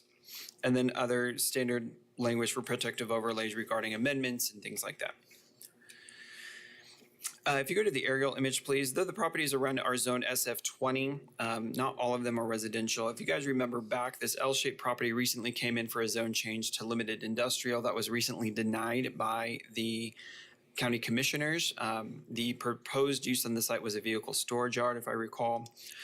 You can see that several of these properties are not developed with residences. However, there are residences nearby. And within the city of Wichita over here, there are residences, and there's OW zoning across the street on the south side of 53rd. 53rd is a paved 2-lane street within the county. It has no sidewalks, but it has open ditches, and the site is currently served by on-site water and sewer. There is Wichita municipal facilities nearby and could possibly be extended if they needed it. The comprehensive plan, it's in partial conformance with. It identifies it as appropriate for new residential, which we recently had several cases, so mostly residential uses, but could allow for pockets of commercial based on market-driven factors.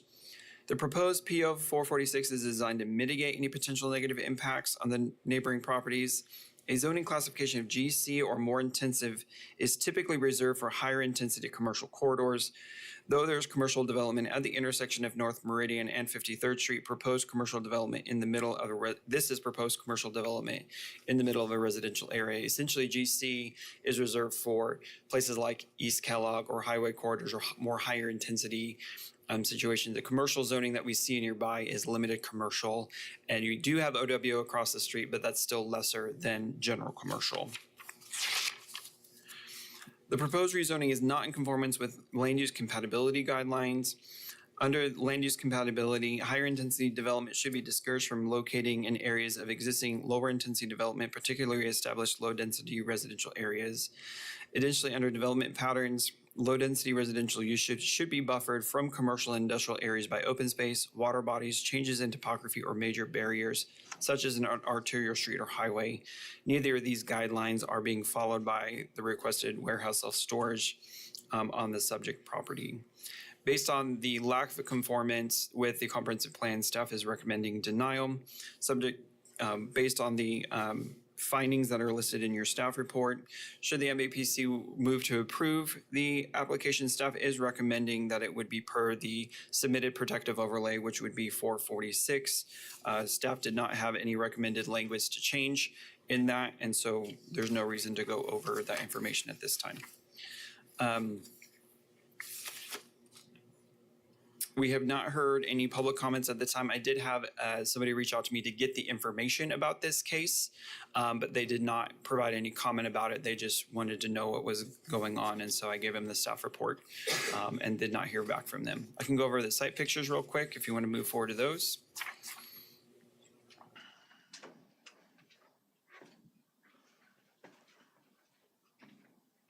This is looking north at the site. You can see it's been cleared. Next picture. This is looking, I believe this is Gow. This is looking north, but along Gow Street. You can see a residence at this location. I believe the items you see here are possibly on the portion of the L-shaped property that is technically next door and not actually on the subject site. Next picture.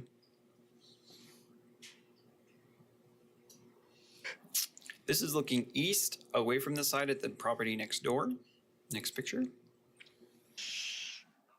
No comment. This is looking south away from the site. The property directly south that you see in the foreground is OW zoned, and then you see houses south of that. Next picture. This is looking west away from the site. The property in the foreground is undeveloped residential land, and then you have a house on the lot that's next to it. Next picture. And I can stand for any questions. All right, thank you, Philip. Any questions from the commission? Commissioner Warren. Philip, there are 13 items listed under the applicant's proposed protective overlay. If we were to go that route, is there anything not included in that list that you think should be, or is there anything that is in the list that should be struck from the list? When staff reviewed it, we did not find that we needed to add or subtract anything from that. We would be okay with that protective overlay. Any other questions? Seeing none, is the applicant or agent present? All right, give us your name and address, and you have 10 minutes. You don't have to come up unless you want to. Jay Cook, Boffin Company, 315 South Ellis. Just all I'm going to say about approval on this is, come on, guys. No, I'm just kidding. Little brevity at the end of the meeting, never hurt.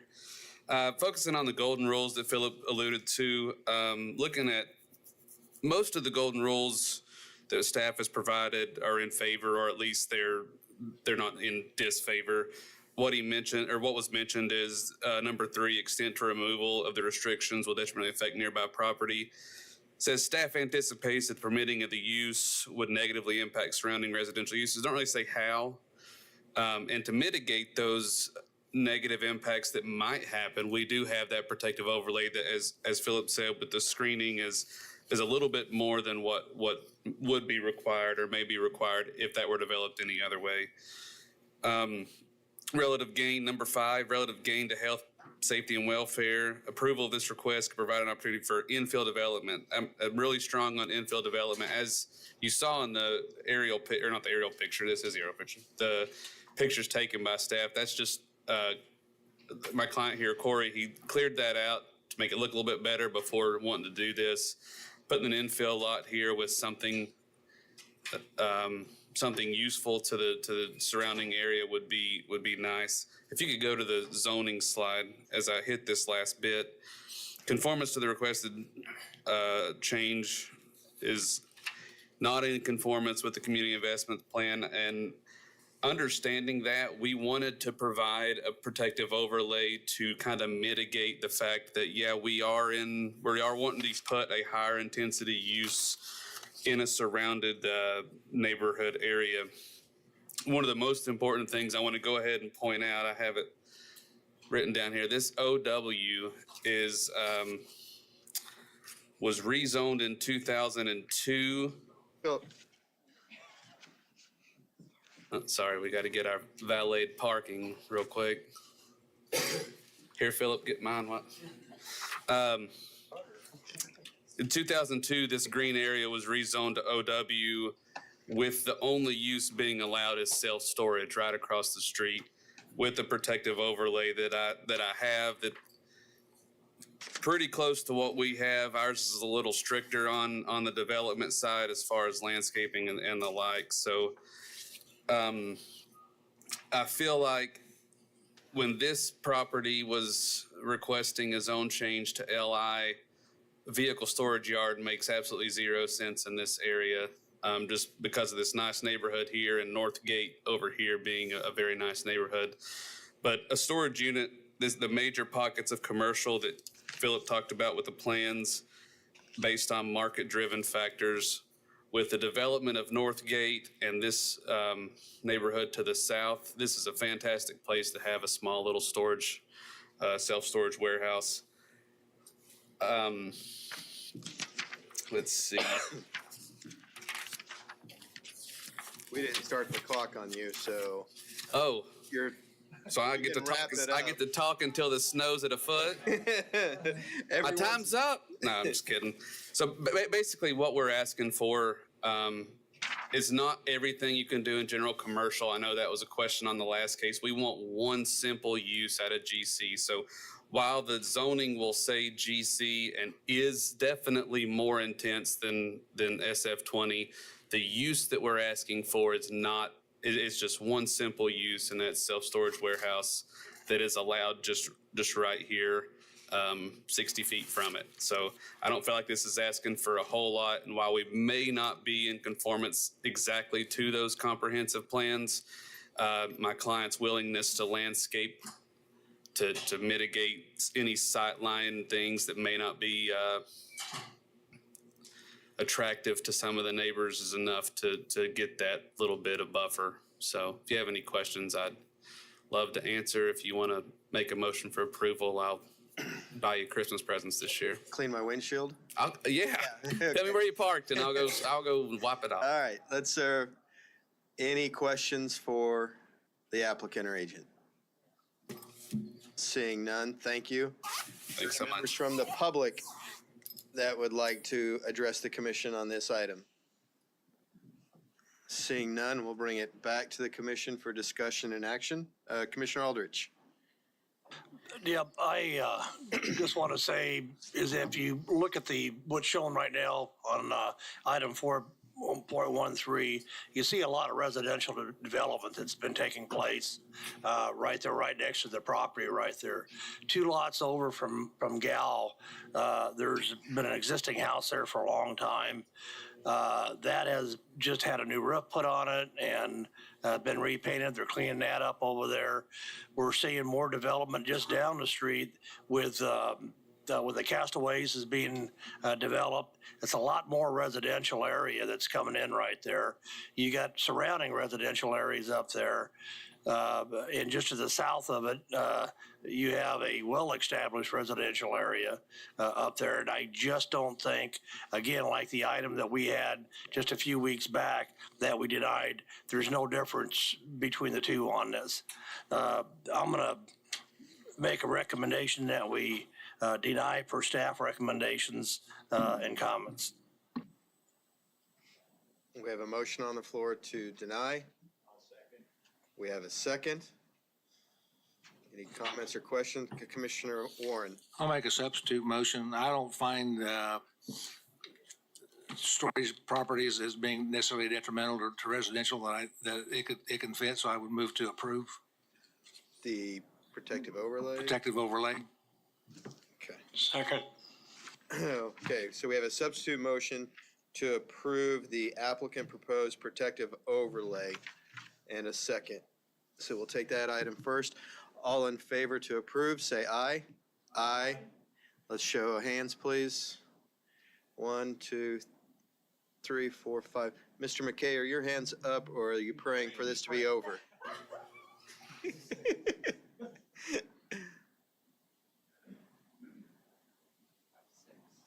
Six. And all opposed, please raise your hand. 1, 2, 3, 4, 5, 6, 6. Is that right? So the substitute motion is denied. We go back to the original motion to deny. All in favor of the denial, please say aye. Aye. Raise your hands. 1, 2, 3, 4, 5, 6, 7. You switched? Did we have 7 now? Yeah. No, hold on. Oh, we have 1, 2, 3, 4, 5, 6, 7 to deny. And all opposed for the denial? 1, 2, 3, 4, 5. So the denial passes. And just to confirm, Miles, Williams Bay, Zimbelman, Nix, Aldrich, McKay, and Dool were in favor of denial. Correct. Cool, got it. All right. That is our last item. Couple of quick notifications. One, you should all have hard copies of the MAPC and BZA bylaws. We know they were emailed to you, but Vice Chair Aldrich thought it was a good idea to get everybody a hard copy. So that's why you have them. 2, and I failed to mention this during the BZA hearing. At the last BZA meeting, I asked for legal to consider whether or not we had to hear hearing items when they were in agreement with the variance request. I thought it would be saving us time if we didn't have to hear it. It was wisely pointed out that there could be commissioners that would disagree with the staff's agreement. So therefore, we are going to hear all matters of a BZA hearing. And finally, our next meeting is January 23rd. I promise you the agenda is shorter. Doesn't necessarily mean it's longer. If I could do that, I wouldn't be here. With that, we are adjourned. Thank you all.